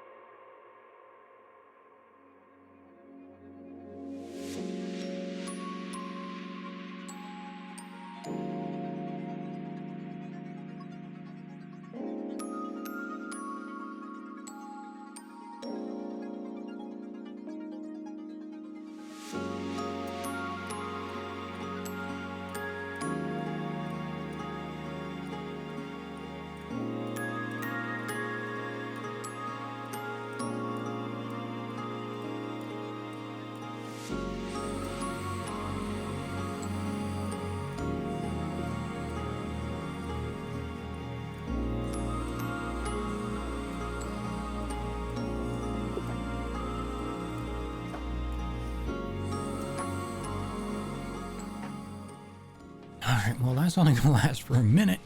They get done scarfing down their food, and they're going to be in here. Gracie will be in here wanting to go, and then Jackson, he's in his kennel. Now, we have to put him in his kennel when he eats, because sometimes he has a tendency not to eat all his food. And then Gracie wants to go eat it, and Gracie has a sensitive stomach. Not sensitive taste buds, but a sensitive stomach. So she'll go in there and eat it, and then that makes her stomach ache, and yeah, whole mess. So we'll give him a minute to finish his food, and then we'll let them out.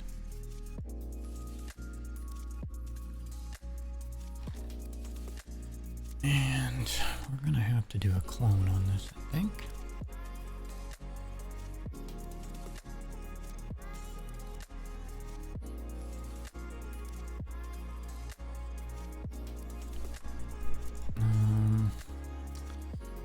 Really don't have a good spot to pull from here because the leash was pretty much covering this whole area.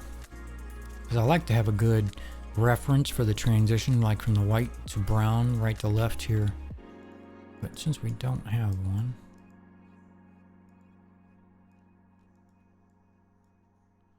we're just gonna have to work with what we have.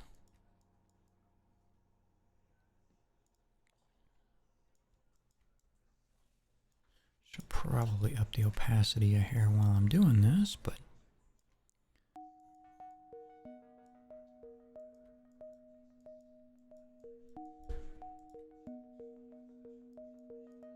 and I am using keyboard and mouse for this. Yeah, there's Jackson. He's done eating.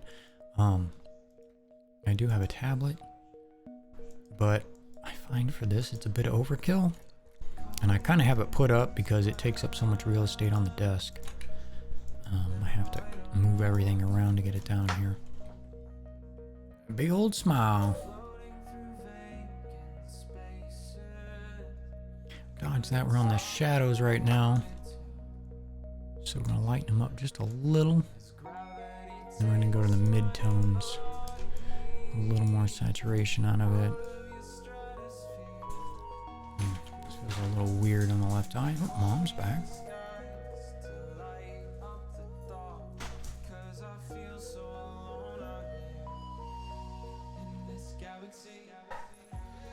Go with that.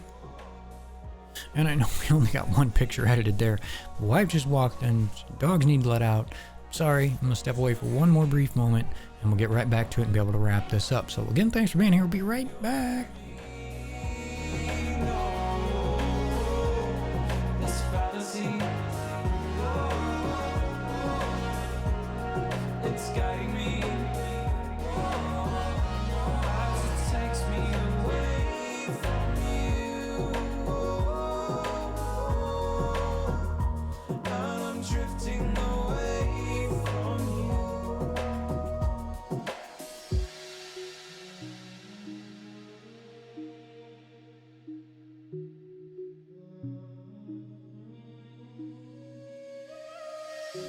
In this galaxy in my mind I've made for you, this tragedy comes to life out of the blue.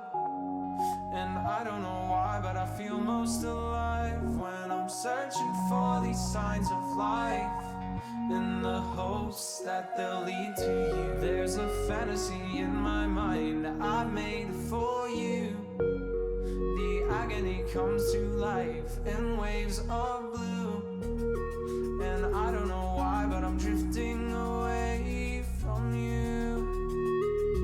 Oh, I'm drifting away from this galaxy inside of me. Don't wanna be your enemy, no. This fallacy, it's guiding me as it takes me away from you. And I'm drifting away from you.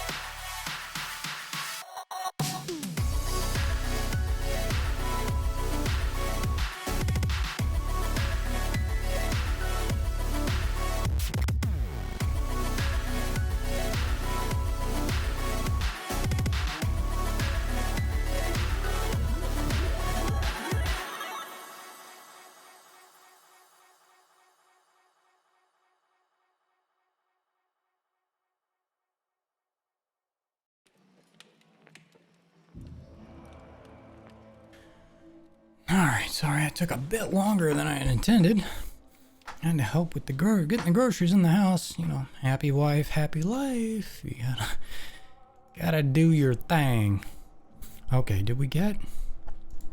Okay, we did get that one edited. We got 2 of those edited.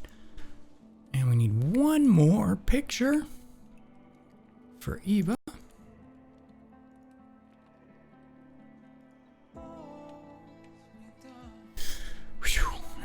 warm outside today too. Goodness. Sun's out. Man, that's awful yellow. But it is what it is.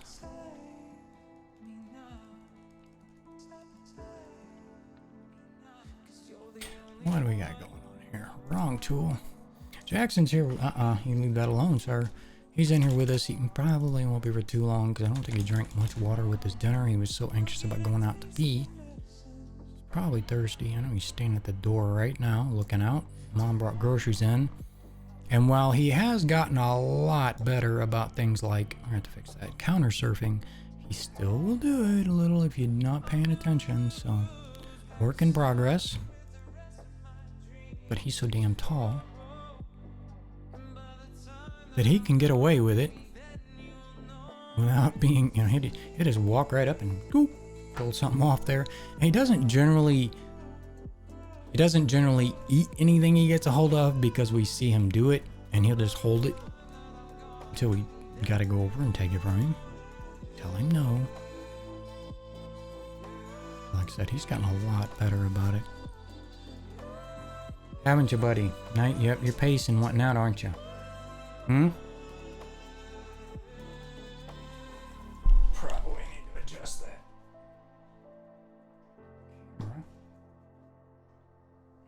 Adjust the camera a little bit. He walks by, you can actually see him. I don't know, what does that look like anyway? Yeah, it's a little better.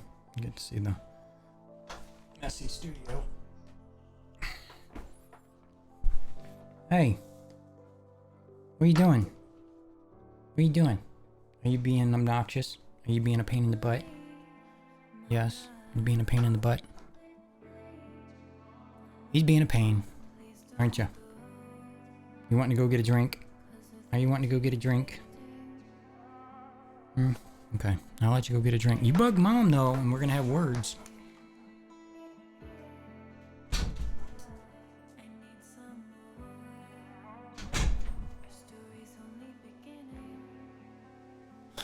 That's where he went, straight for the water. I figured he would. He was thirsty.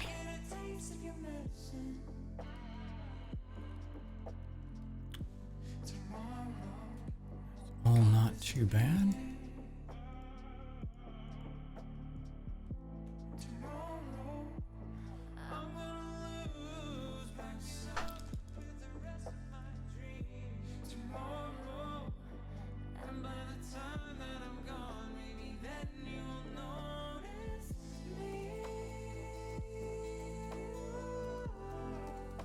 Straighten some of these colors up right here. Wasn't too bad to begin with, but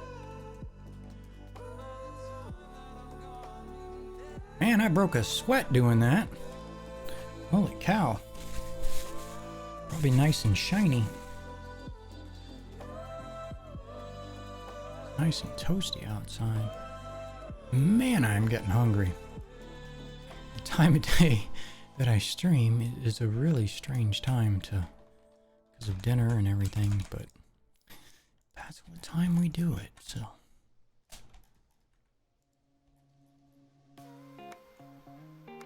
Good with that. Now we got a little bit of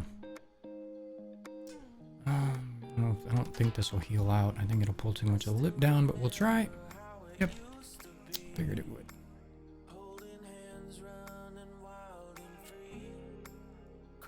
37% opacity.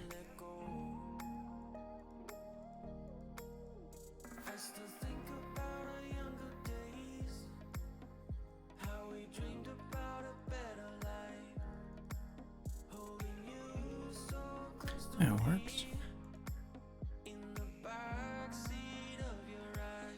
Alright. That was our third one for Eva.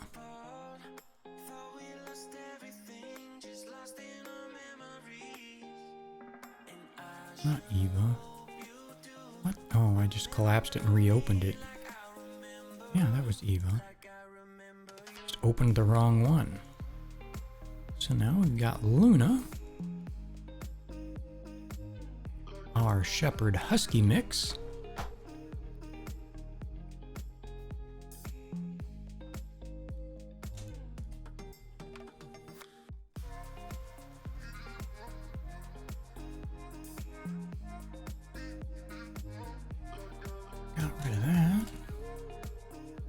definitely need to pull the eyes out a little bit.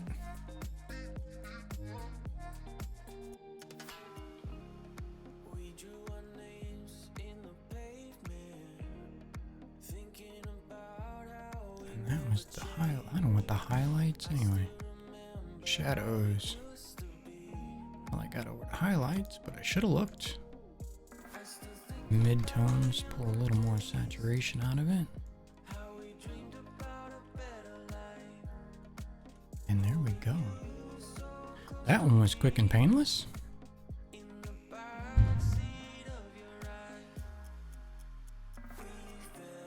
A loud boom.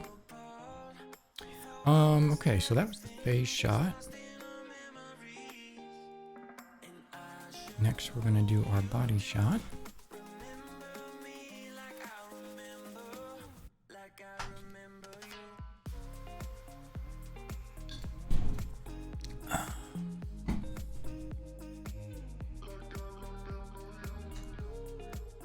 A lot of stuff going on in the background, but some of it's lines, so we may be able to spot heal this out.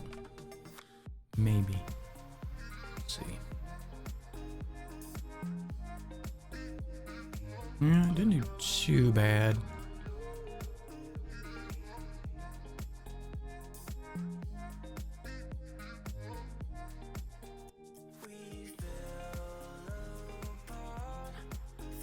Yeah, I think that'll be fine.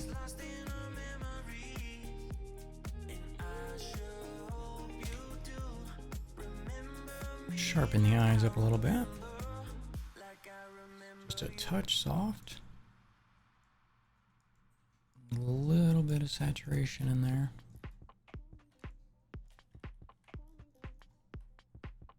That just looks like a spot on their fur. Maybe just a stain, because I don't see any other spots like that. So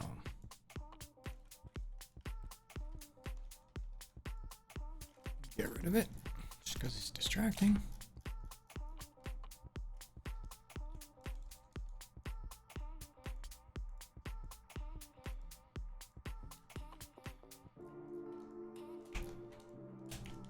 Good with that.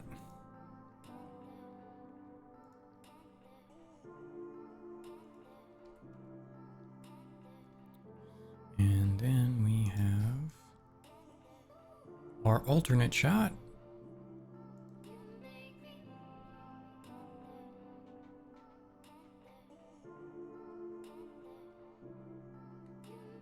And thank you all for hanging out with me today on this Sunday.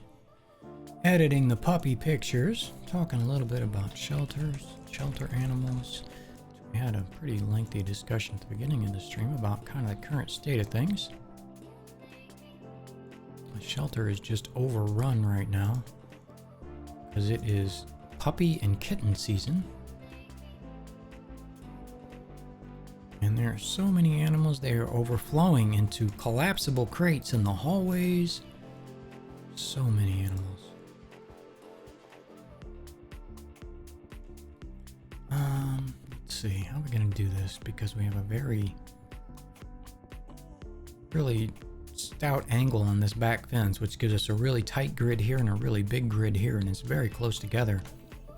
So I think what we'll try to do first, we'll try to clone it, but we're going to have to clone it vertically. I'm trying to stay pretty close vertically anyway, and then we got to find a place to start, which honestly needs to be right in here.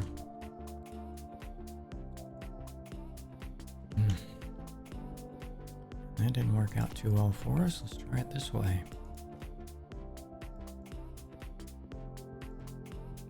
Turn that up, feather it out a little bit.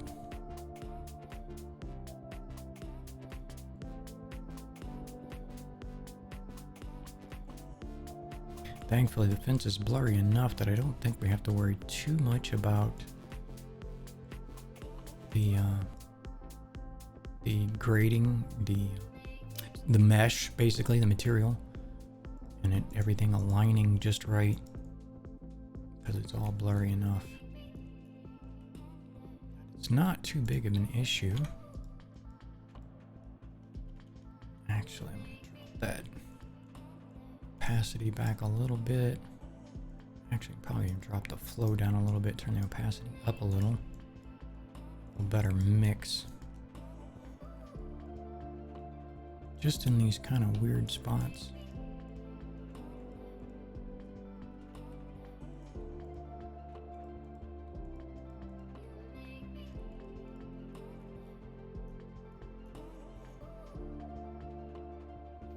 And it's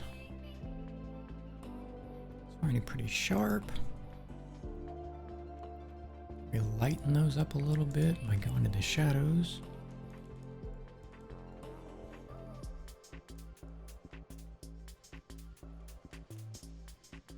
There was this adorable little puppy too. We were getting ready to leave. It came in, had all kinds of little stickers and he'd obviously been running around stray or something like that. But he was, it reminded me a lot of a German Shepherd. Solid white, blue eyes.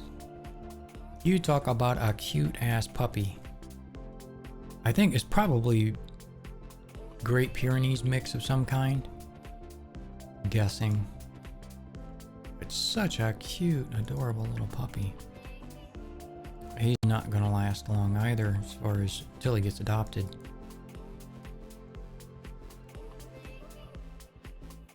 Puppies tend to go pretty quick. It's kind of a shame. You really need to give those older dogs a chance as well, because they can really be some great dogs. They've already learned what they needed to learn. Not that they can't learn new things. If you have something new you would like to teach them. But in general, you know, they're already house trained.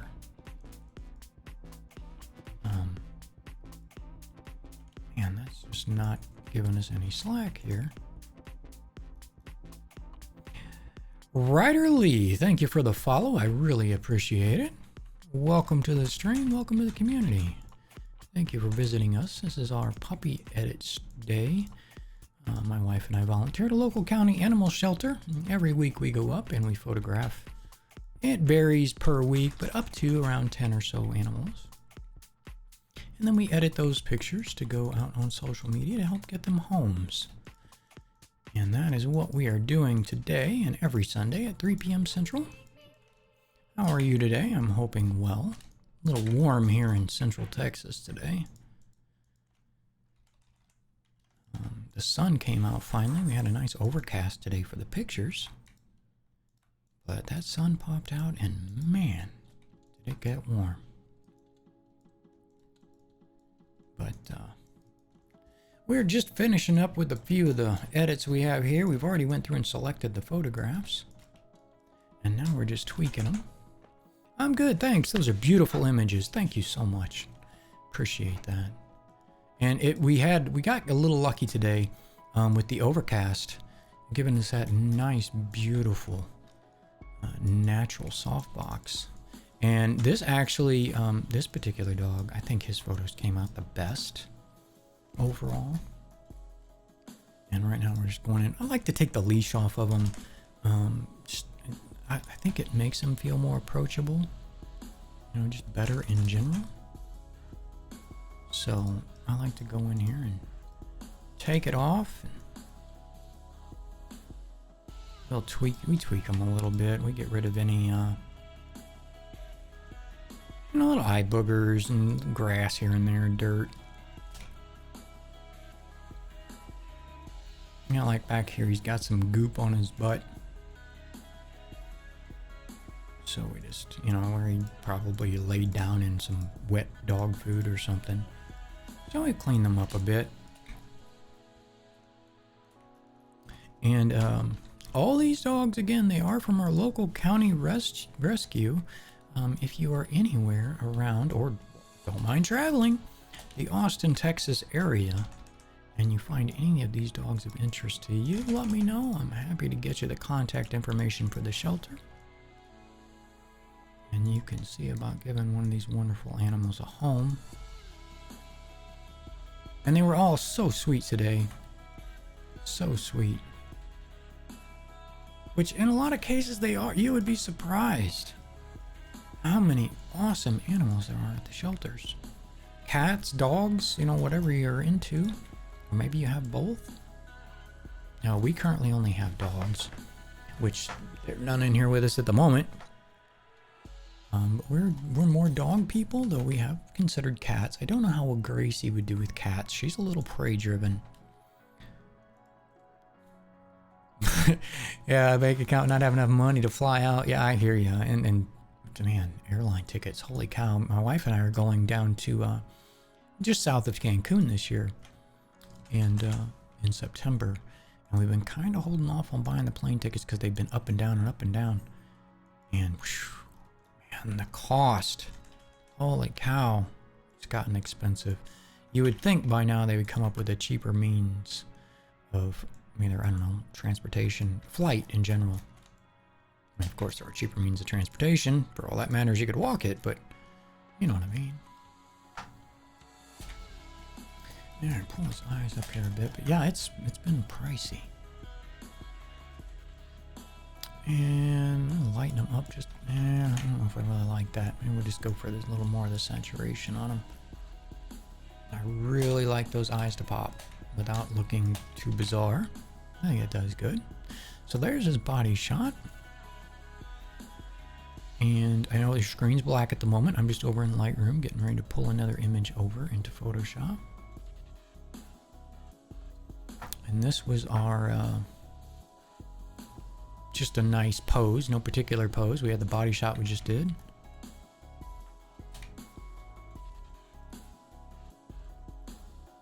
So we're gonna go in and edit some of this dander off here, and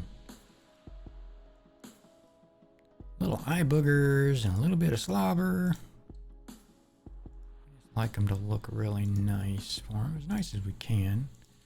They don't all come out that great. This in particular, his did. His came out really good. Again, all the stars kind of aligned here.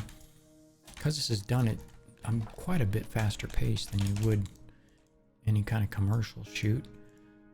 You just sort of, you're at the mercy of a lot of variables. Distractions and how the dog's behaving. But for his, we got pretty lucky.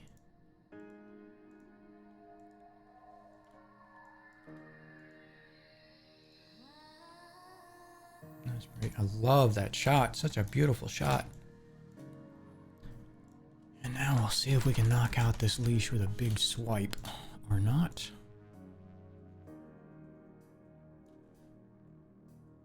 Not bad. Not bad, Photoshop. Not bad. These are going to be a little trickier, I think. Let's try to do this in pieces.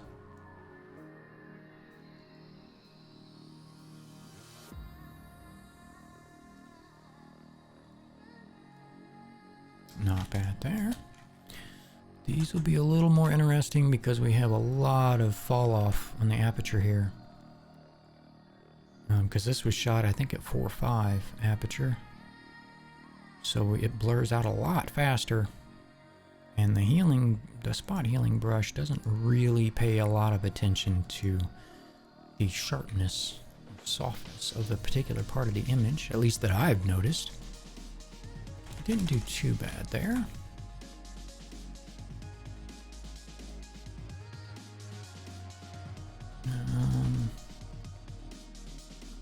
Pull that down a little bit. Alright, now we just got this section. Man, this is going to be an interesting edit. Because it actually, well, we might be right on the edge of that changing color.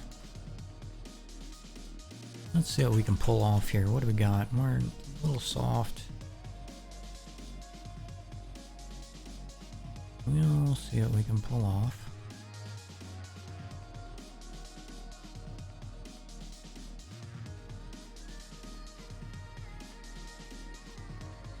Again, it doesn't have to be perfect. These are not prints.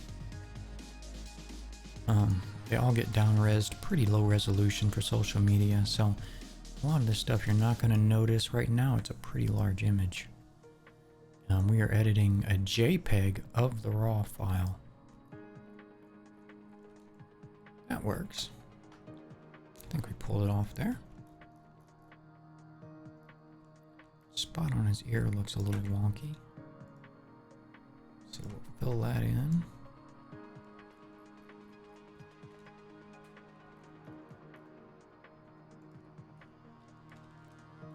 this line didn't carry over real well, so we'll fill that in as well.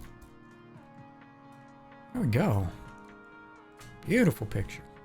Love it. Do want to lighten his eyes up here.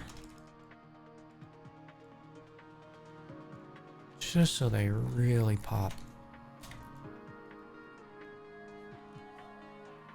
Beautiful. Okay, I'm just going to be black here for a second while we get his third and final photograph over. And I say he, this is actually a she, and her name is Lily. Not a very good name, but it was probably one given whenever they were brought in. The dogs generally, I don't know if she was brought in as a stray or not. I can look.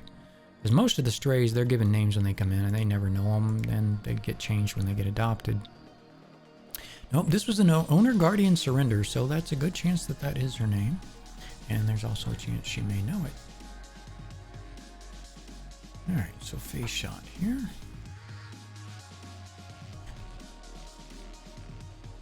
She's a somewhat smaller dog. She's really sweet.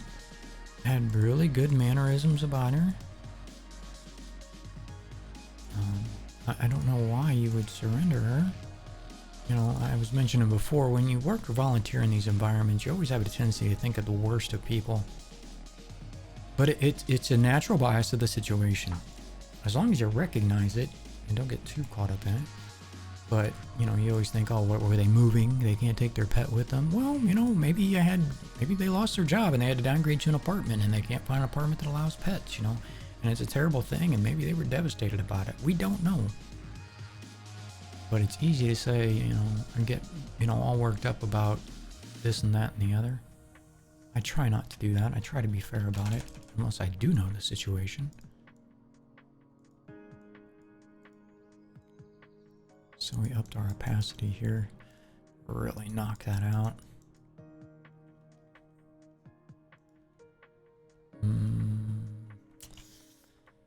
We're gonna have to back up because I had the wrong angle on it. Apparently.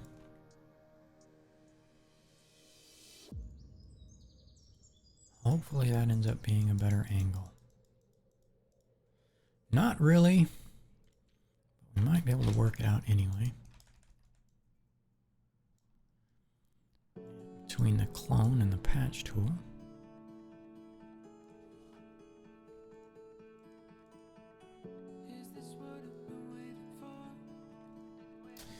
Yep. Works out fine, I think. And take this leash off their neck. And kind of do this in patches here so that it doesn't get too crazy. And I know it has a tendency to grab the tongue like it just did. Like, I'm guessing the pinks in the leash are saying, hey, grab some lip, because it, you know, it doesn't know what the picture is. But it does that a lot. We're switching now to the clone tool. And we'll clone some of this out.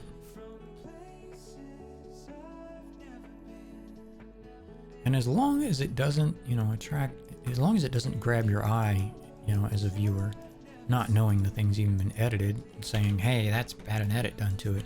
As long as that doesn't happen, it's fine. It works. It serves its purpose. We don't have to get too crazy.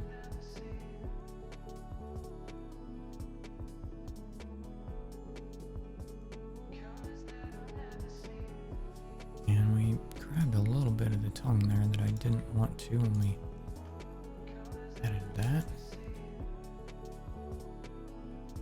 I think that'll work.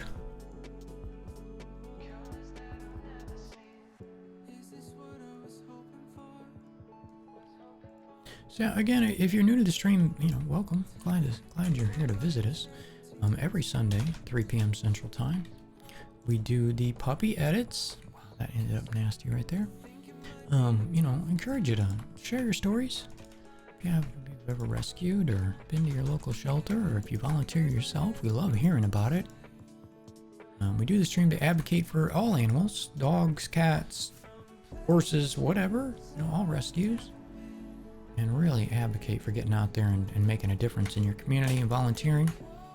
If you're interested in doing photography for your local rescue or shelter, I'm happy to share any tips and tricks I have learned since I've been doing it. Or you can simply just go in, volunteer to walk the dogs, to spend time with the cats, or, hop on Amazon, send them a bag of dog food, cat food. I would check with them first if that's something you're going to do as far as food or supplies are concerned, because some shelters prefer certain types of food because you can't always switch up animals' diets really quick because it makes them not feel well. And they'll generally have a certain type that they use, they like to use. So hop on, call them a call or hop on their website or Facebook and ask them. Send them a bag of dog food, leashes, bedding, towels. I mean, wow, they need so much stuff. You'd be surprised at what it costs to operate a shelter. Or just help, share their Facebook posts, maybe for the animals or for some local drive that they're doing. Every little bit helps, and we all appreciate it. There, I think we have a hell of a headshot. That's a really beautiful shot. So we got through everybody. We'll go back over to Lightroom here and just do a kind of in review, since I know a few people showed up here a little late in the stream. So let's go back over to Lightroom. Mark that one as 2 because that's a final.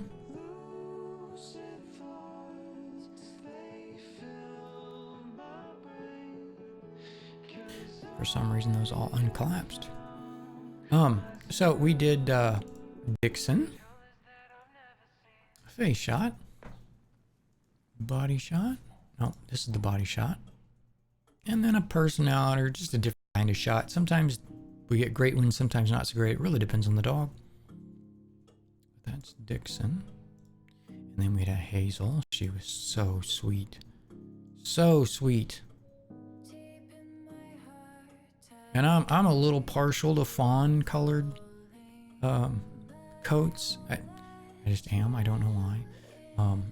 2 of our 3 dogs are fawn. The other one's Brindle, which is Jackson. He's our Great Dane.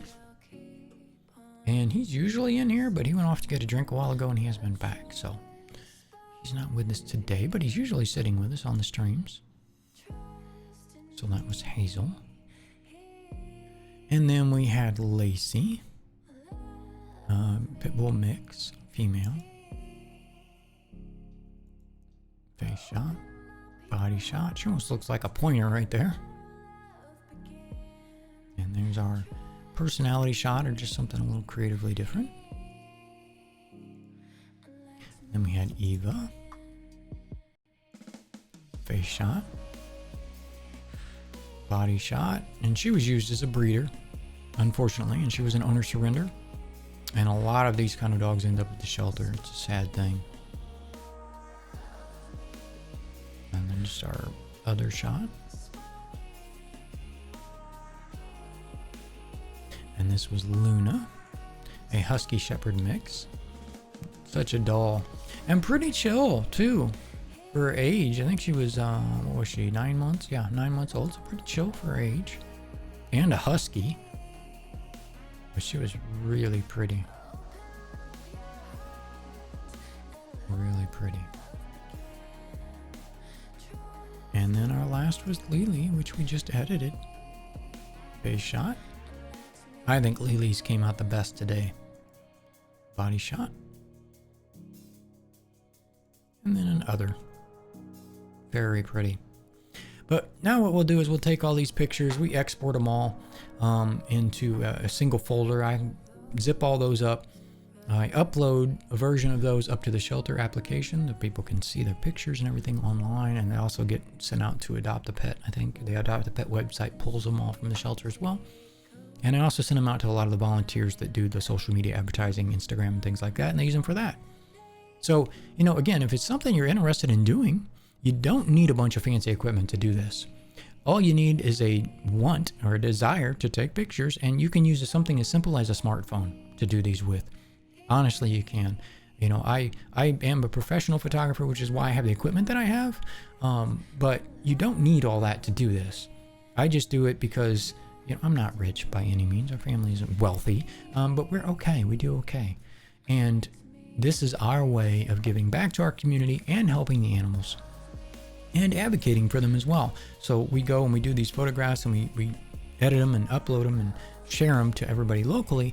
But I stream it to further advocate for dogs in general, or cats in general, animals in general, that hopefully you in your local area might get involved in some similar thing. You know, just volunteering. It doesn't have to be photos. It can be walking dogs, spending time with cats, sharing their multimedia or social feeds, whatever that is. Whatever you can do. It doesn't take much time. You know, if you can have 1 hour a week that you might go sort of around your rescue or shelter in your area, that you can stop in and walk a dog or pet a cat, spend some time there. It makes a big difference, a huge difference for those rescues. There is generally a process for it. You have to call them, say, hey, I'd like to volunteer. They say, okay, go fill out this application, or it's a basic background check. And usually if it's a county shelter, that'll go to like county HR and they'll make sure that everything's cool and you're not some crazy person. But they'll, you know, take your application in and then you can do it however fits your schedule, whenever you can. So I highly recommend that. But that's pretty much the end of our puppy stream for today. Again, every Sunday at 3 o'clock Central. Please tune back in. Hit that follow if you haven't already.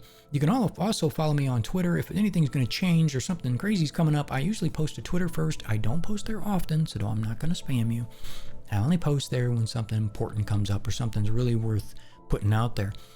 So you can definitely go there and check that out. And I think I have a command for that. Maybe not. There you go. So you can go over to Twitter and follow me over there. And if you'd like to keep up with that, I do have a Facebook. I rarely ever post anything there. You know, I have like our last follower goal video, I think, is up there and things like that. But there's not a lot there. But make sure you hit the follow here. Help support the channel, get the word out there. If you know anybody else interested in this kind of stuff, bring them on with you. We love advocating for all these guys and hearing the stories. And I've got a train going by apparently. So sorry about a little bit of the background noise. But as far as the rest of the week goes, we also stream games. Depends on, you know, when it is in the week. We recently had to get rid of our Mondays because of real life stuff, and we do still stream on Tuesdays, Elite Dangerous, if that's something, if you're all a sci-fi space kind of person, we do that. We also stream as we have time, and I am going to add some regular schedule back to the stream once I get some other things sorted out. So again, I really appreciate you guys being here today. Anything you can do locally to support your local shelters or rescues, please do that. Everybody wins when you do that, and it makes you feel great on top of that. But thanks again for hanging out. Thanks again for being here. Thanks again for just staying beautiful. So we will catch you next time.